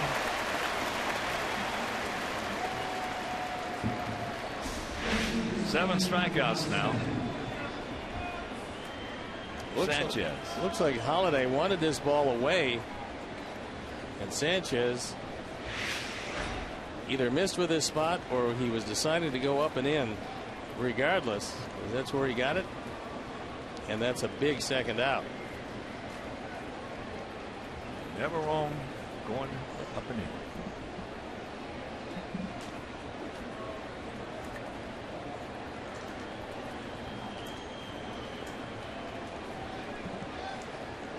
So it's up to Connor. He has struck out and he has walked.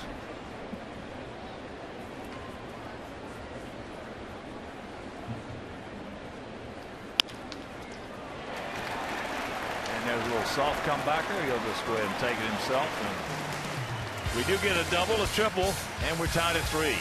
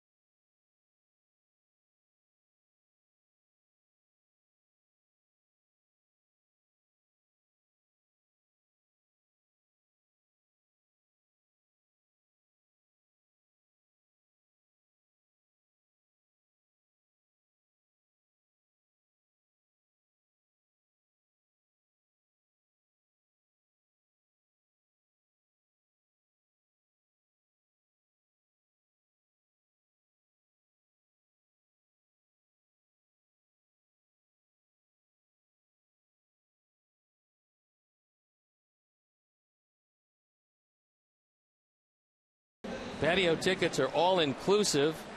With purchase, you receive a game ticket. You can enjoy an all-you-can-eat buffet catered by Baseball Buffet. You also get wine and Miller and Pepsi beverages. The patio opens 90 minutes prior to the game and closes 30 minutes after the start of the game. To purchase tickets, visit whitesox.com/group. All-you-can-eat buffet. You can't beat it.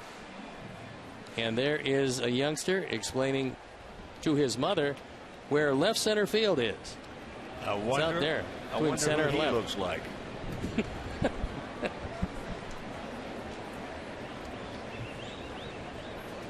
Castellanos, Holiday, Iglesias in a 3-3 tie.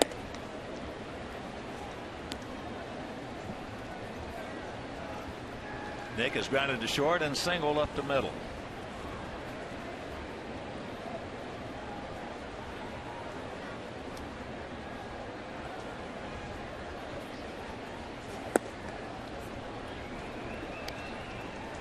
And he's got the catbird seat, 2-0.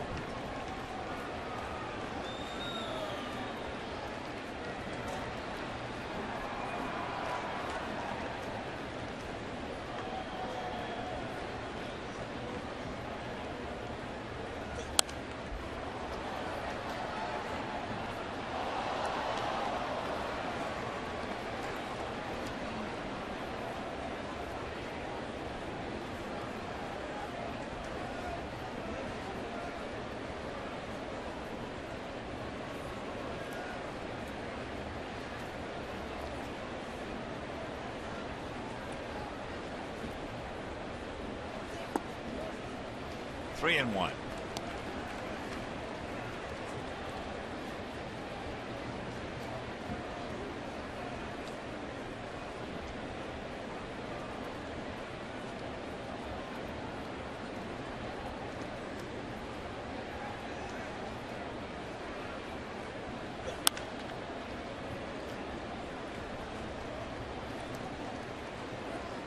You messing with him down there, he's got a good chance of hurting you.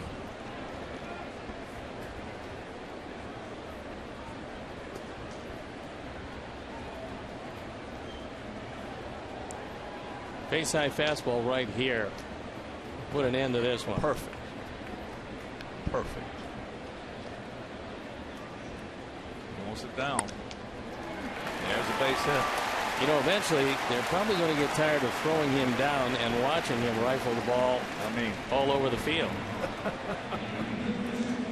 Yeah.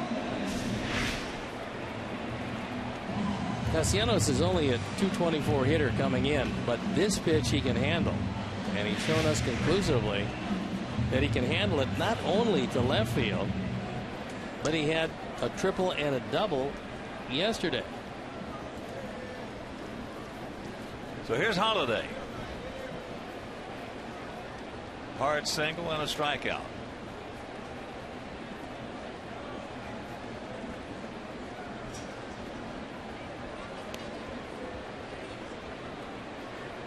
Daniel Webb loosening up, and with Holiday, you always have to respect the fact that he can bunt. Well, Quintana's had his best outings anyway when he has had 2 strikes on right-handed hitters and used the high fastball. He's used it very well this year. Yes, he has.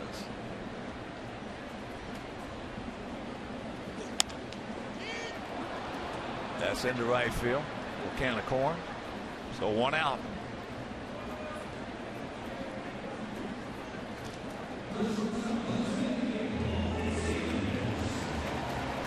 Here's a tough out again. This guy's got probably the outside of Cabrera, outside of Miguel, this guy's probably got the biggest hitting zone of anybody in this lineup.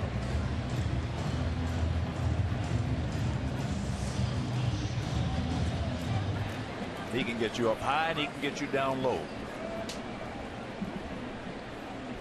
And he's another guy that strikes out very infrequently. Guys who have big hitting zones, Kirby Puckett, Yogi Berra, those guys, they don't strike out a whole bunch. He's got 15 strikeouts and 208 at bats.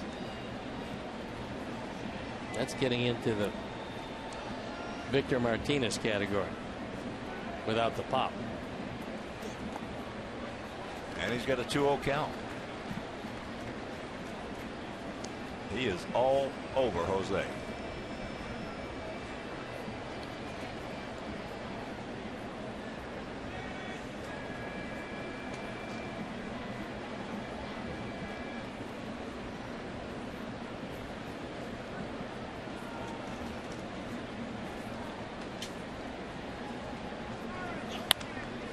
Line shot, foul. Fastball up and away, and that's where he was going.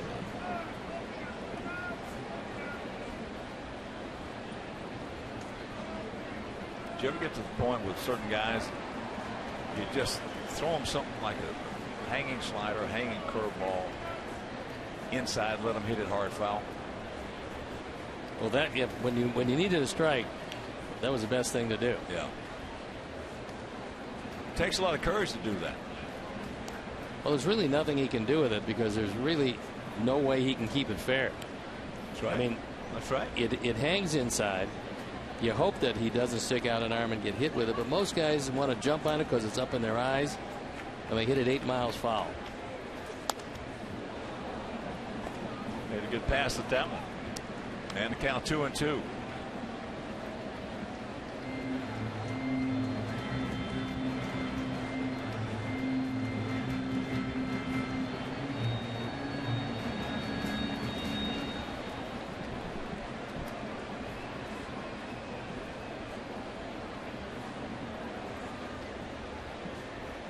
One on, one out, and the 2-2 pitch. All right, take your time. You got plenty of it. Rack him up. Had him out in front. And that'll retire the side. We'll go to the 7th inning. Tied at 3.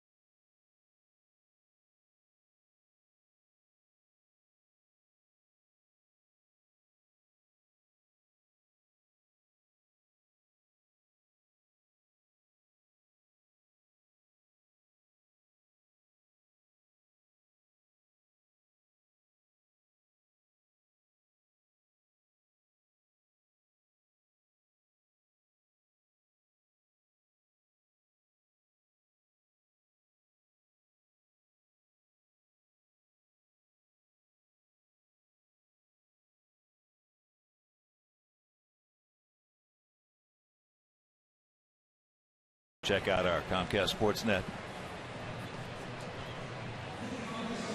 tail of the tape.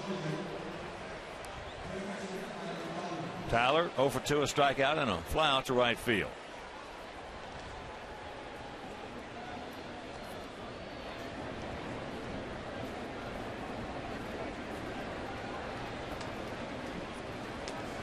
You just tuning in?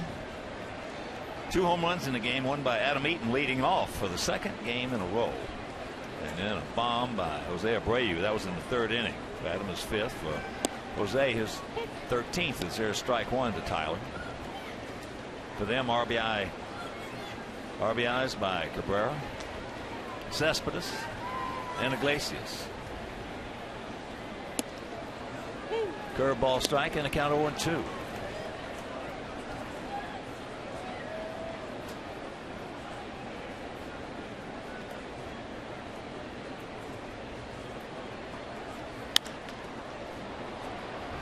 That's high, deep into the corner. Stay fair. It's fair. High, towering pop up that goes out of here. Home run by Tyler Flowers. You can put it on the board. Yes. 5th home run for Tyler. 3rd home run of the night against Anibal Sanchez. Tyler can't believe that it left the ballpark. It's only 330 down the right field line. He's the most surprised guy in the park. He thought he just popped it up. He got a fastball that Holiday wanted higher. Our forward home run replay shows you that it doesn't take a whole lot to get it out of here that way. Tyler just flicked his wrist at it. He was late on it.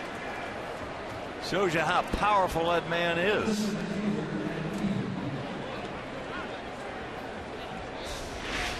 What's this? Just a little flick of the wrist?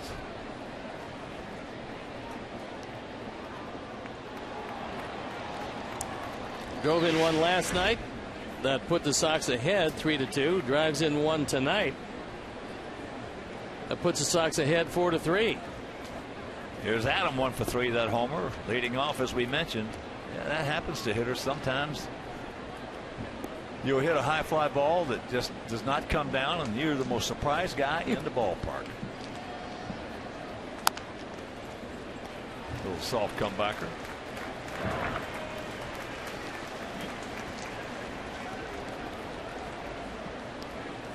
Check in during your visit to U.S. Cellular Field using MLB.com Ballpark to unlock offers and rewards. The official U.S. Cellular Field Ballpark app is for your iPhone and Android smartphone, perfectly complements and personalizes your trip to the ballpark. You get maps, mobile check-in, seat upgrades, and more. Download MLB.com Ballpark today or visit WhiteSox.com/ballpark app to learn more. Here's Alexei, a walk, and twice he has grounded out to Kinsler at second.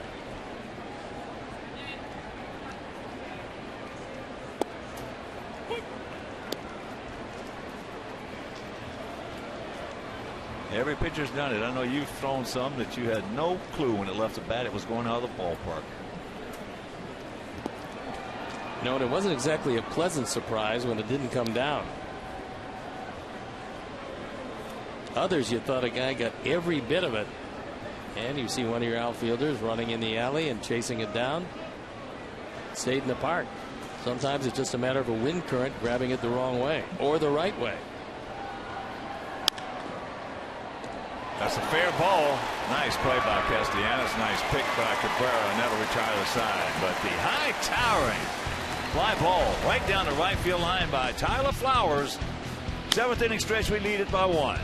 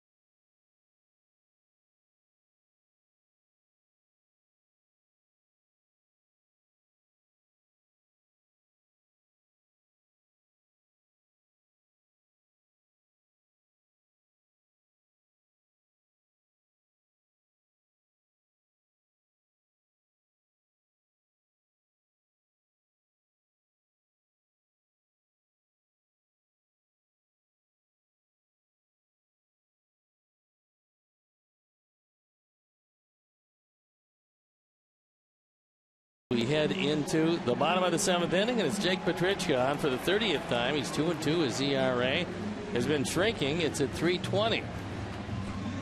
So he's got to deal with the top of the order, and one of the key outs in the inning is a man who's been kept off base all night, and that's Rajai Davis. Gordon Beckham checks in the game at third base. And with a sinker baller and a lot of right-hand hitters in the lineup, that's probably a good idea. Well, it was a battling effort for Quintana. He scattered 11 hits, kept the ball in the ballpark, which he does a good job at that. But it was a stressful 6 innings. Well, he was able to get through with 11 hits because he didn't walk anybody. If he walked some people, this would have been a rout. Top of the order, here's Rajai. There's that ball high and going foul into the seats. 4-6-0 for us, 3-11-0 for them. We have stranded 4, they have stranded 6. That's the best part about Jose Quintana, is that regardless of what he has on a given night, he's going to make sure he gets you late into the game and keeps you in the game, even on a night like tonight when the stuff wasn't near as good as it's been. Uh-oh. Get fouled. It will. Yeah, he has become one of the better left-handers in the American League. There's no question about that. I think if you ask any scout, and you and I both talk to a lot of scouts all the time, they tell you the same thing, that if he's ever made available, there's a whole lot of teams that would line up to get him. I was talking to a former Yankee scout the other day. Uh-oh. Tied at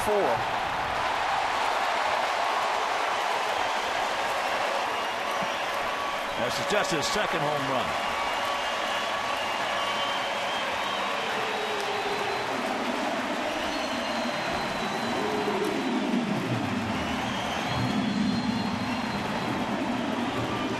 And 12 on the power numbers. First Tiger home run of the night. A Ford home run replay, and Rajai Davis working on a little something new with his hands before the game today. Found some power to go with all that speed he possesses. Here's Kinsler. He's 2 for 3 with a run scored. Checks it up. I was talking to a former Yankee scout, and he said, boy, did we ever whiff on Quintana. They had him, and what a great pickup it was by Kenny Williams. Especially a quality left-hander at Yankee Stadium.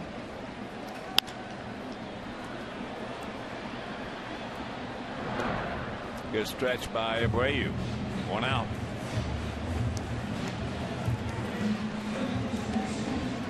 A lot of guys, it takes 2, 3, sometimes 4 teams before they mature, get the opportunity, and all the potential that they had turns into performance. And you might be the lucky team where the ball stops as soon as a guy gets to you. Well, over the years, we've had pretty good success at that with the pitchers because of Don Cooper.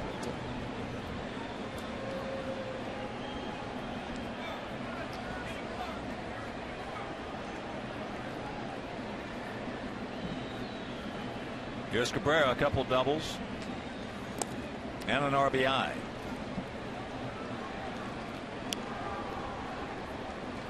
When you're a great hitter, and he is, what usually happens is a pitcher is trying so hard to make the perfect pitch on you with each pitch, then it becomes a self-defeating prophecy, because trying to make the perfect pitch you miss, and now you find yourself behind. And if you get behind with him, you're in big trouble. And he's tried to make the perfect pitch twice, low and away, missed both times. Well, who's going to hit the most? Guy hitting 2-0-3-1 or guy hitting 0-1-0-1-2? There's no doubt. Yeah.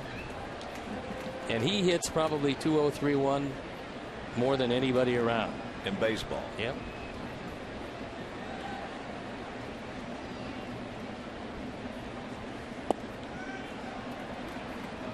3-0.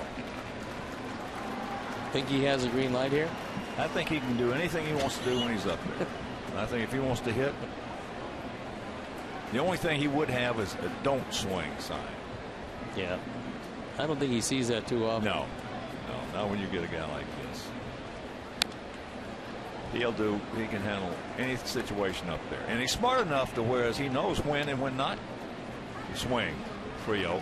Well, this one had the whole plate and it was down, and normally he hits that ball pretty well, and on the recoil he gets Tyler Flowers. Hey, sorry pal, big guy. Don't worry, it has nothing to do with that yellow nail polish you're wearing.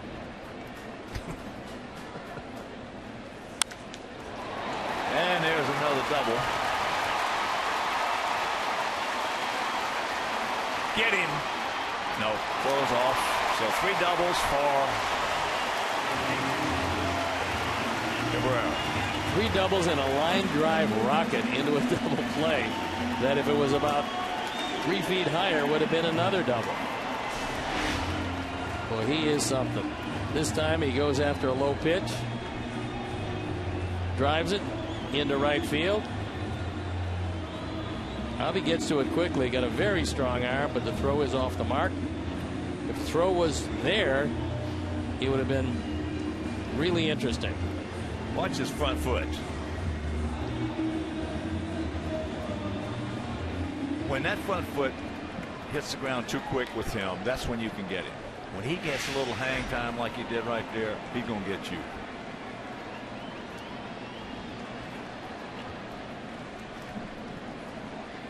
So here's Victor. He's 1 for 3.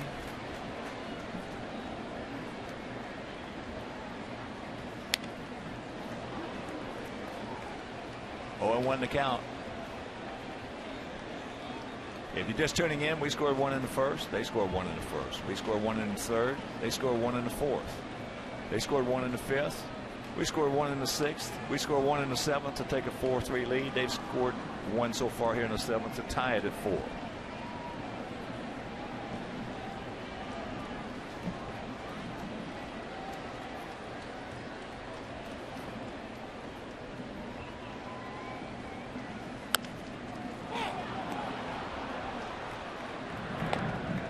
Two down.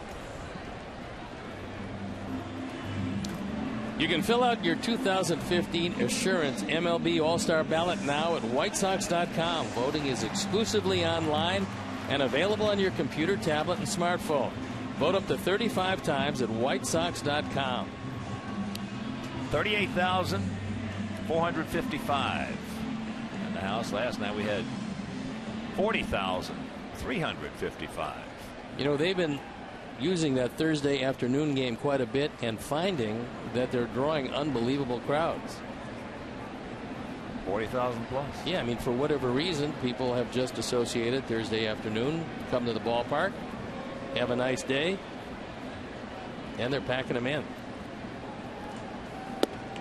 First pitch strike to Cespedes, who just missed one in the first inning, grounded to third on a 1-hopper in the fourth, and he tripled into right center field, knocking in Victor in the fifth.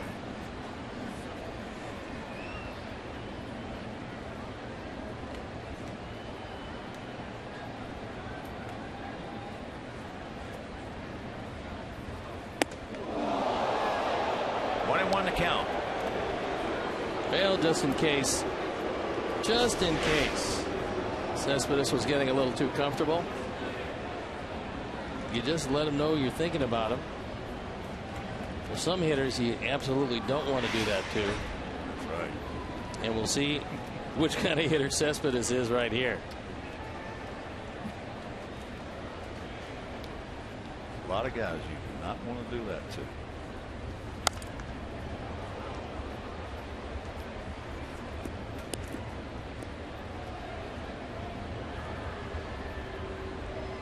Two out, 1 and 2 the count.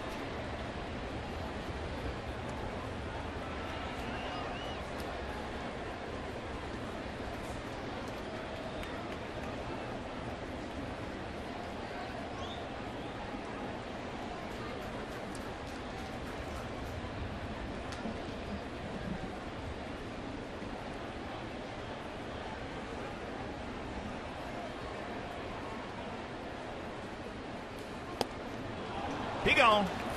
But the home run by Rajai Davis. We're into the 8th, tied at 4.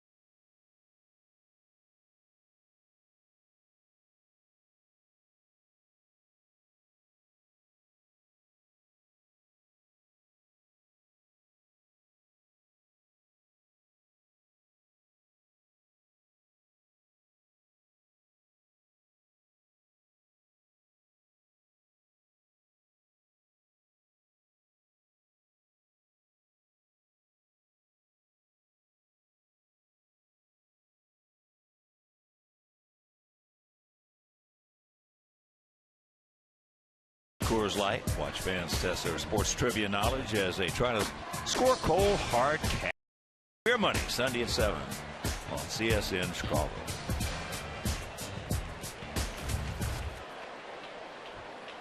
We got a new pitcher coming in the game, and it's Bruce Rondon. He was on for 2/3 of an inning yesterday, and he struck out 2. Now, Rondon can get it up there 101 miles an hour. Yesterday, he was fortunate. Fortunate that he got away with a couple of high sliders. Something that Jeff Jones, his pitching coach, knows that he's not going to be able to do consistently. But he's back. He's been hurt a whole lot in his career, and it's really been the only thing that stopped him. As you look at Jeff Jones on the right, Brad Ausmus, second-year manager, on the left. I talked to him about the difference in the second year as opposed to the first year. He said he knows his players better. He had to get acquainted last year. He said you have to really get to know him, and you have to know how to handle him. And communication is the key. He said he's a better communicator this year than he was last. And for me, the most important thing of any manager is know what your players can't do and don't ask them to do it. It'll be Abreu, LaRoche, and Cabrera.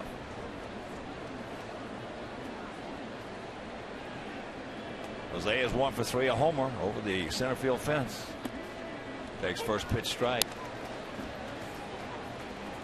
Just flipped it up there at 96.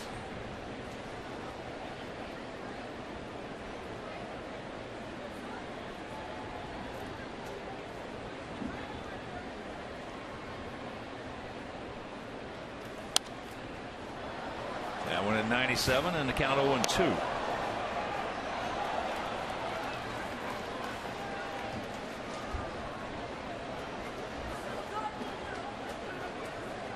Different world of managing today than it's ever been.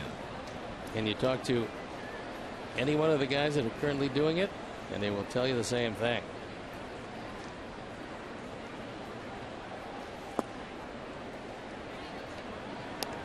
Different culture. And there was triple digits in the last pitch.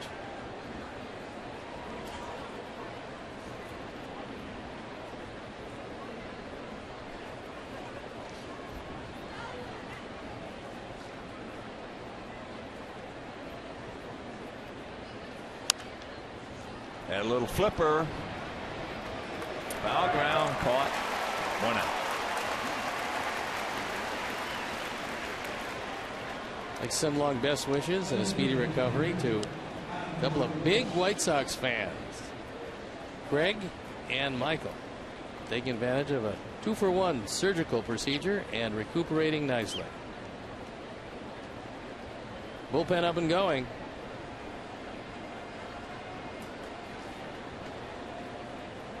Here's Adam. 1 for 3, a double and a run scored. 4-4 tie if you're just tuning in. Takes that one at 88 for a ball.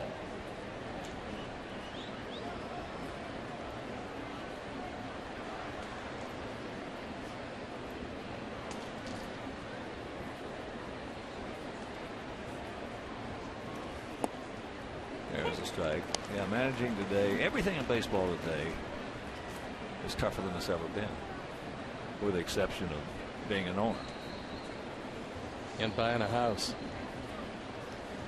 There, being an owner today is better than it's ever been. But, and the count goes to 2-1. There's no more in your face managing. No more Billy Martins, no more Earl Weavers, no more Dick Williams. Yasiel Puig is gone and never to return.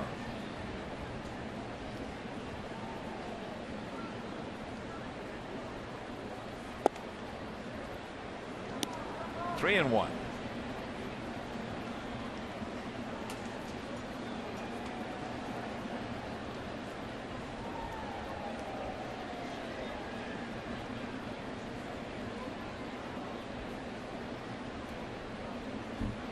Turn him around right here, Al.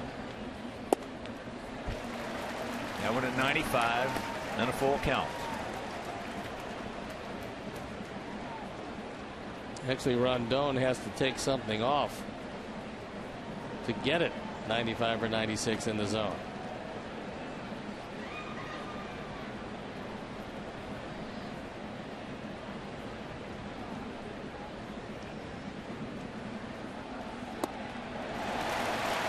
From a changeup, and it was a dandy. Adam geared up for the heat, didn't get it. That's a good change. Adam way out in front.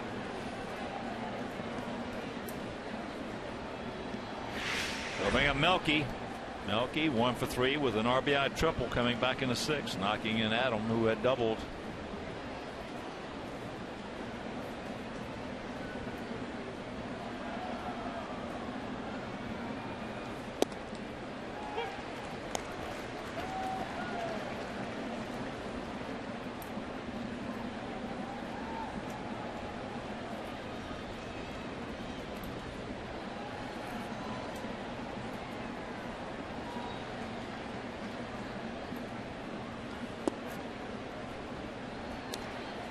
He was at 1. Rondon is a very important man to the Tigers. They've been counting on him since he came up from their minor leagues. They have to shore up the bullpen. They know that. And this is one of the guys, if he stays healthy, keeps the ball in the zone, can really help. That ball hit hard in the center field. Get over his head. No, you get the bead, the ball. Hang Wolfram for Cabrera. Meanwhile, we're still tied at 4.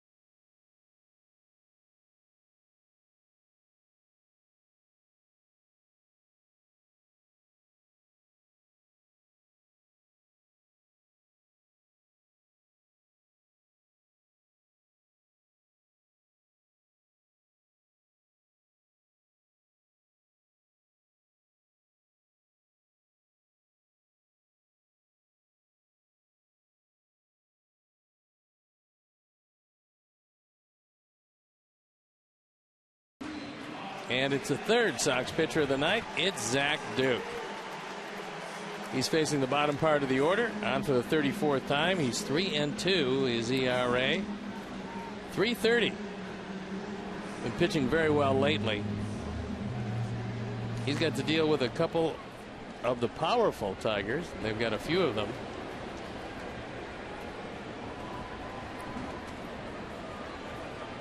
JD Martinez will lead it off.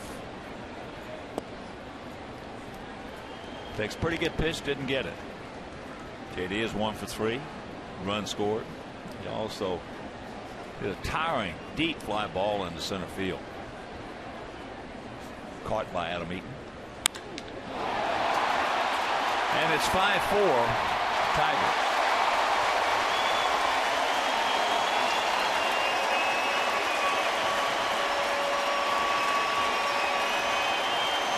JD with his 19th.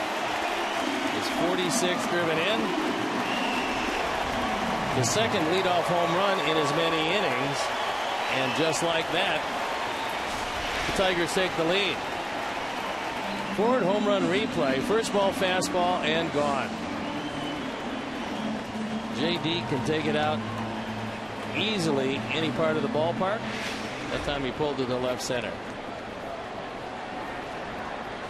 Castellanos is 2 for 3. Soria loosening up in the bullpen for the Tigers. And from Brett Ausmus's standpoint, optimistically, he was loosening up before Martinez came to bat. The 0-1 pitch. Well,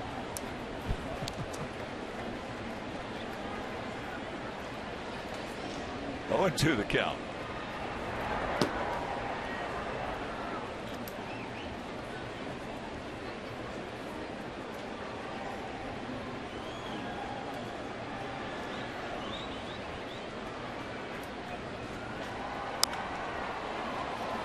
Little looper out there, could fall. Oh, what a nice over the shoulder catch.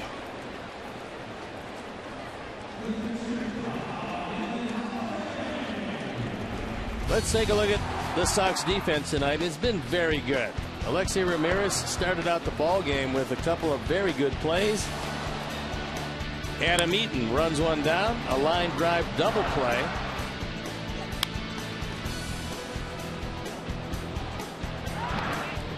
A conventional double play, and this is just an exceptional play. When you're not sure if your right fielder is going to run you down, and the right fielder is the size of Avi, takes a lot of courage to stay right with it, keep your concentration on the over-the-shoulder catch, and make the play.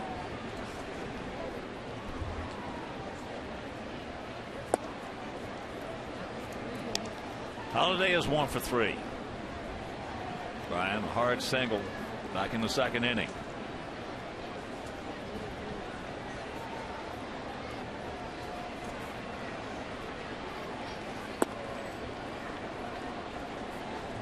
Fakes a bunt, takes the ball, and it's 2-1.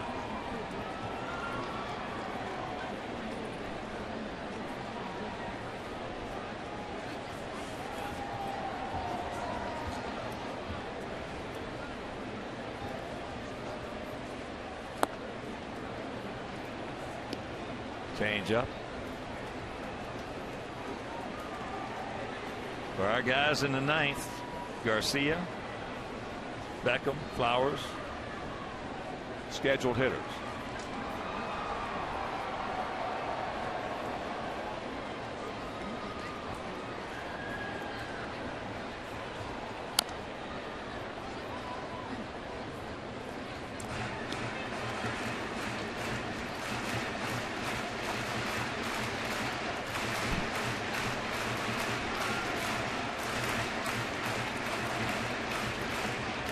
$38,455.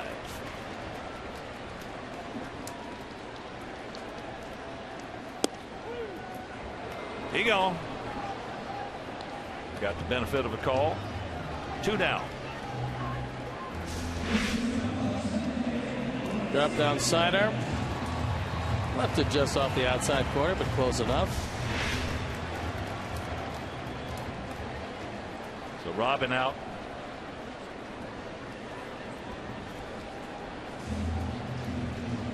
Zach Duke out.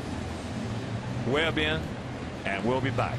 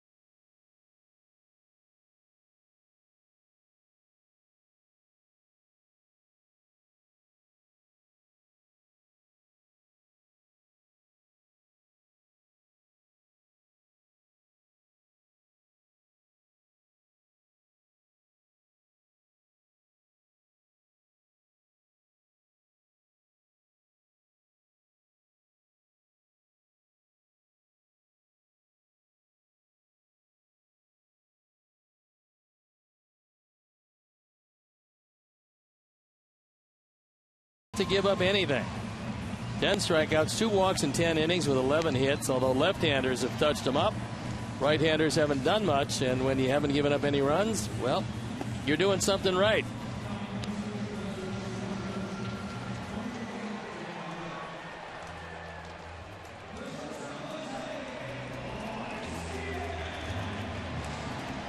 So here's Iglesias. 1 for 3 with an RBI single.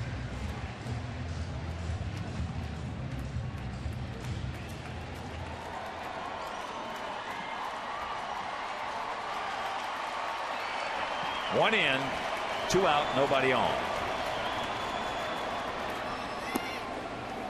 Takes that pitch low and away.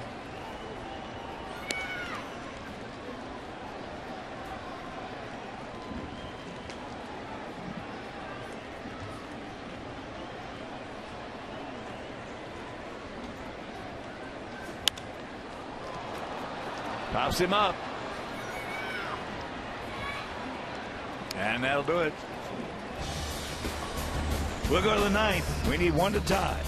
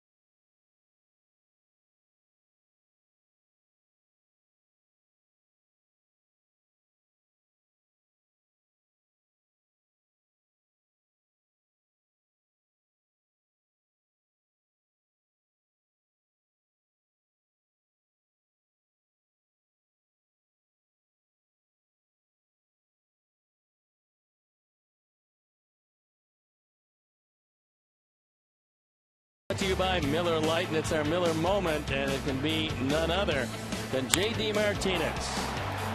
Digging on a fastball, hitting his 19th home run of the year. That one put the Tigers on top. And they've got a 1-run lead with Joakim Soria coming out to try to nail it down, looking for his 17th save and his 19th try at it. Here's Avi. Takes ball one.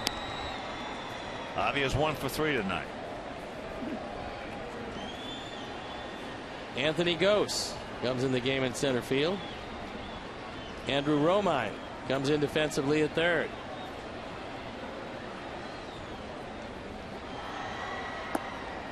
Checks it up.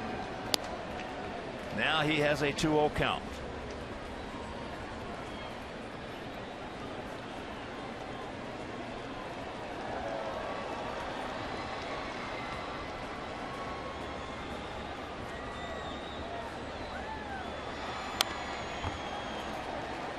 Big rip, good rip, just underneath it.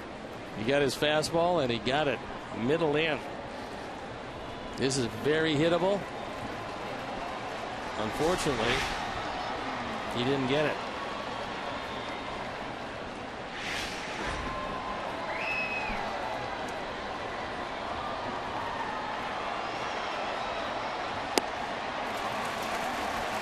Count evens at 2.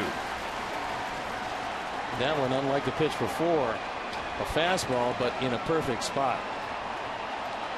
And make your plans to be with us tomorrow. That's a 3:08 Central start. A couple of left-handers. Johnny Danks for us, Kyle Ryan for them. And that game right here on Comcast Sportsnet. There's a bullet and a good way to start it. Down into the corner. So he will pull in with his leadoff double. Yes, that's his 8th two-bagger.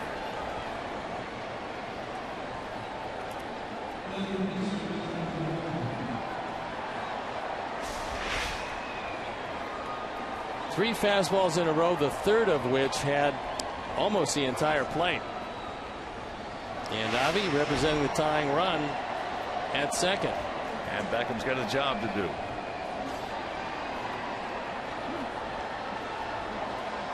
Has a little chit chat with Joe McEwen.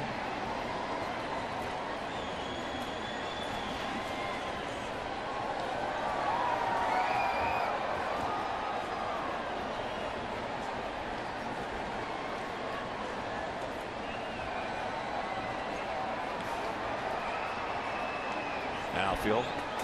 This short. Center and right. Swung around to the right. Nice gap in left center.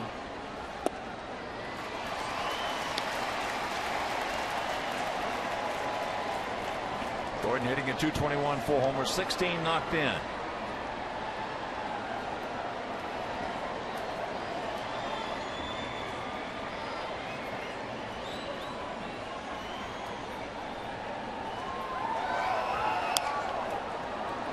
Trying to get him over, going that way, but in the meantime, he is now in the big hole, 0-2.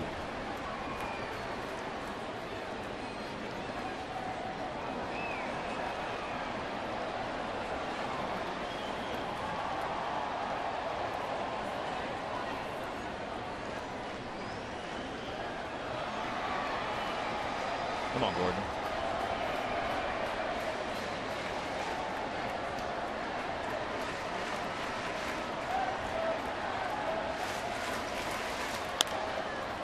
Another shot to right.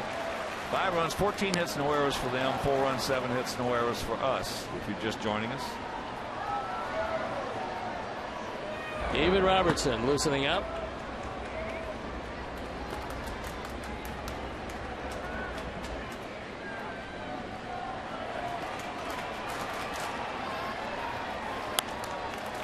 Another effort over there. Talking with Tommy Thigpen, bullpen coach, who one time had, for many years, the league record saves with 57. We're talking about Robertson being in and out sporadically. Bobby said that he actually felt the best if he worked 3 days in a row. He said the third day I really felt good. Got him on a high curveball.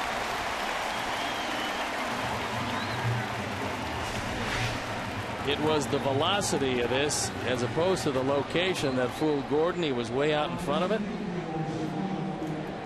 And when you see some 93 and all of a sudden you see 71, it's hard to wait back. Indeed it is. So here's Shuck. Flowers was 1 for 3 with a homer leading off the 7th.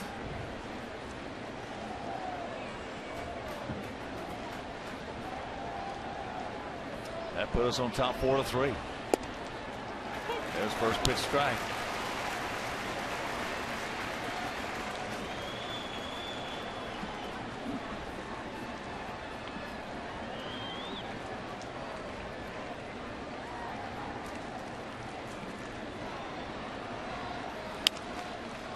Shanks that one into the crowd. 0-2.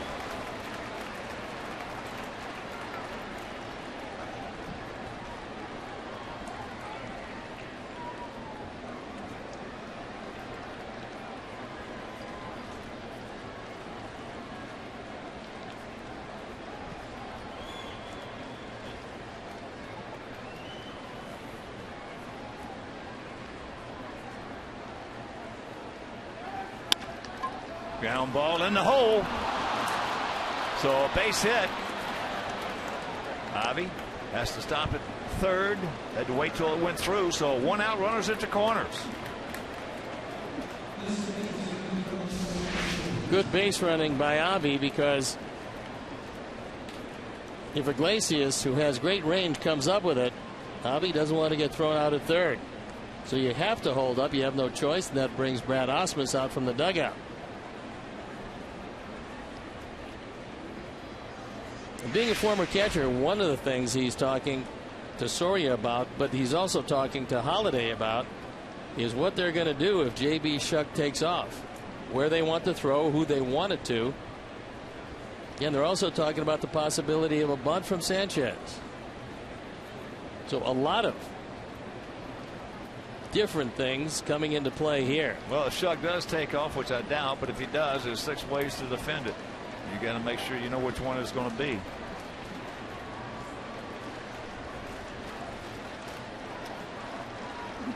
So here is Carlos. He's 0 for 3. Going out to center, second, and short.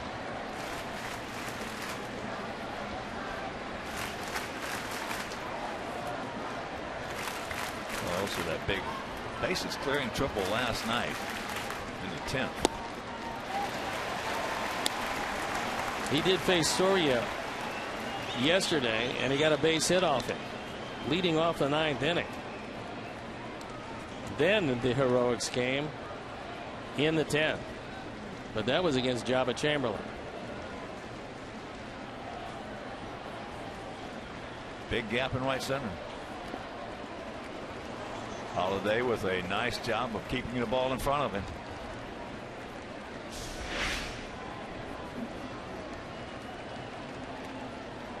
Fortunately for Holiday, this one was a fastball. If that's a breaking ball, it's going to spin the opposite direction to where it's breaking, and that makes it a lot tougher to control. Big pitch right here, the 1-1. And there's the bunt. Popped up, 2 down. Squeeze was on.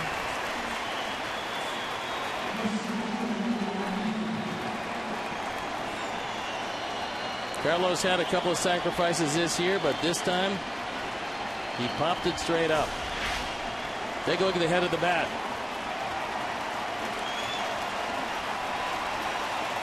That ball was up. It was on the inner portion. A tough ball to get on the ground. And now it's up to Adam. High fastball, toughest pitch to bunt. Yep. First pitch strike.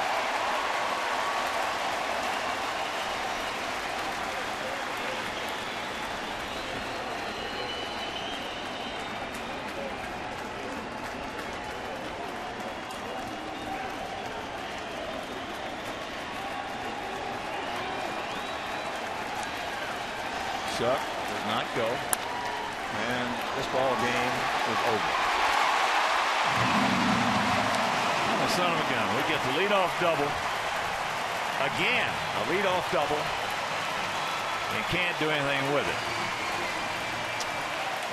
But this was just a baseball game. We did not particularly beat ourselves. Bullpen, well, this did not get the job done tonight. No, it didn't, but they battled and unfortunately came out on the short end against a team that's now only .500 at home in these Tigers. Now let's check out our player of the game. J.D. Martinez cranking out his second homer in as many days. This one number 19 for the 5th and what turned out to be the winning run, our player of the game. So for Steve Stone, our director Jim Angio, our producer Mike Leary, our associate producer Joe Groove, also for Dave Ross, and our technical manager Mark Harper, and for Jeff Morrell, Jason Lynch, Aaron Carr, and Pat Collar, and also our executive producer Jim Corno Jr. This is the Hawk. So long, everybody. Coming up next, Subaru Postgame Live with Chuck and Bill. You've been watching White Sox baseball on Comcast Sports.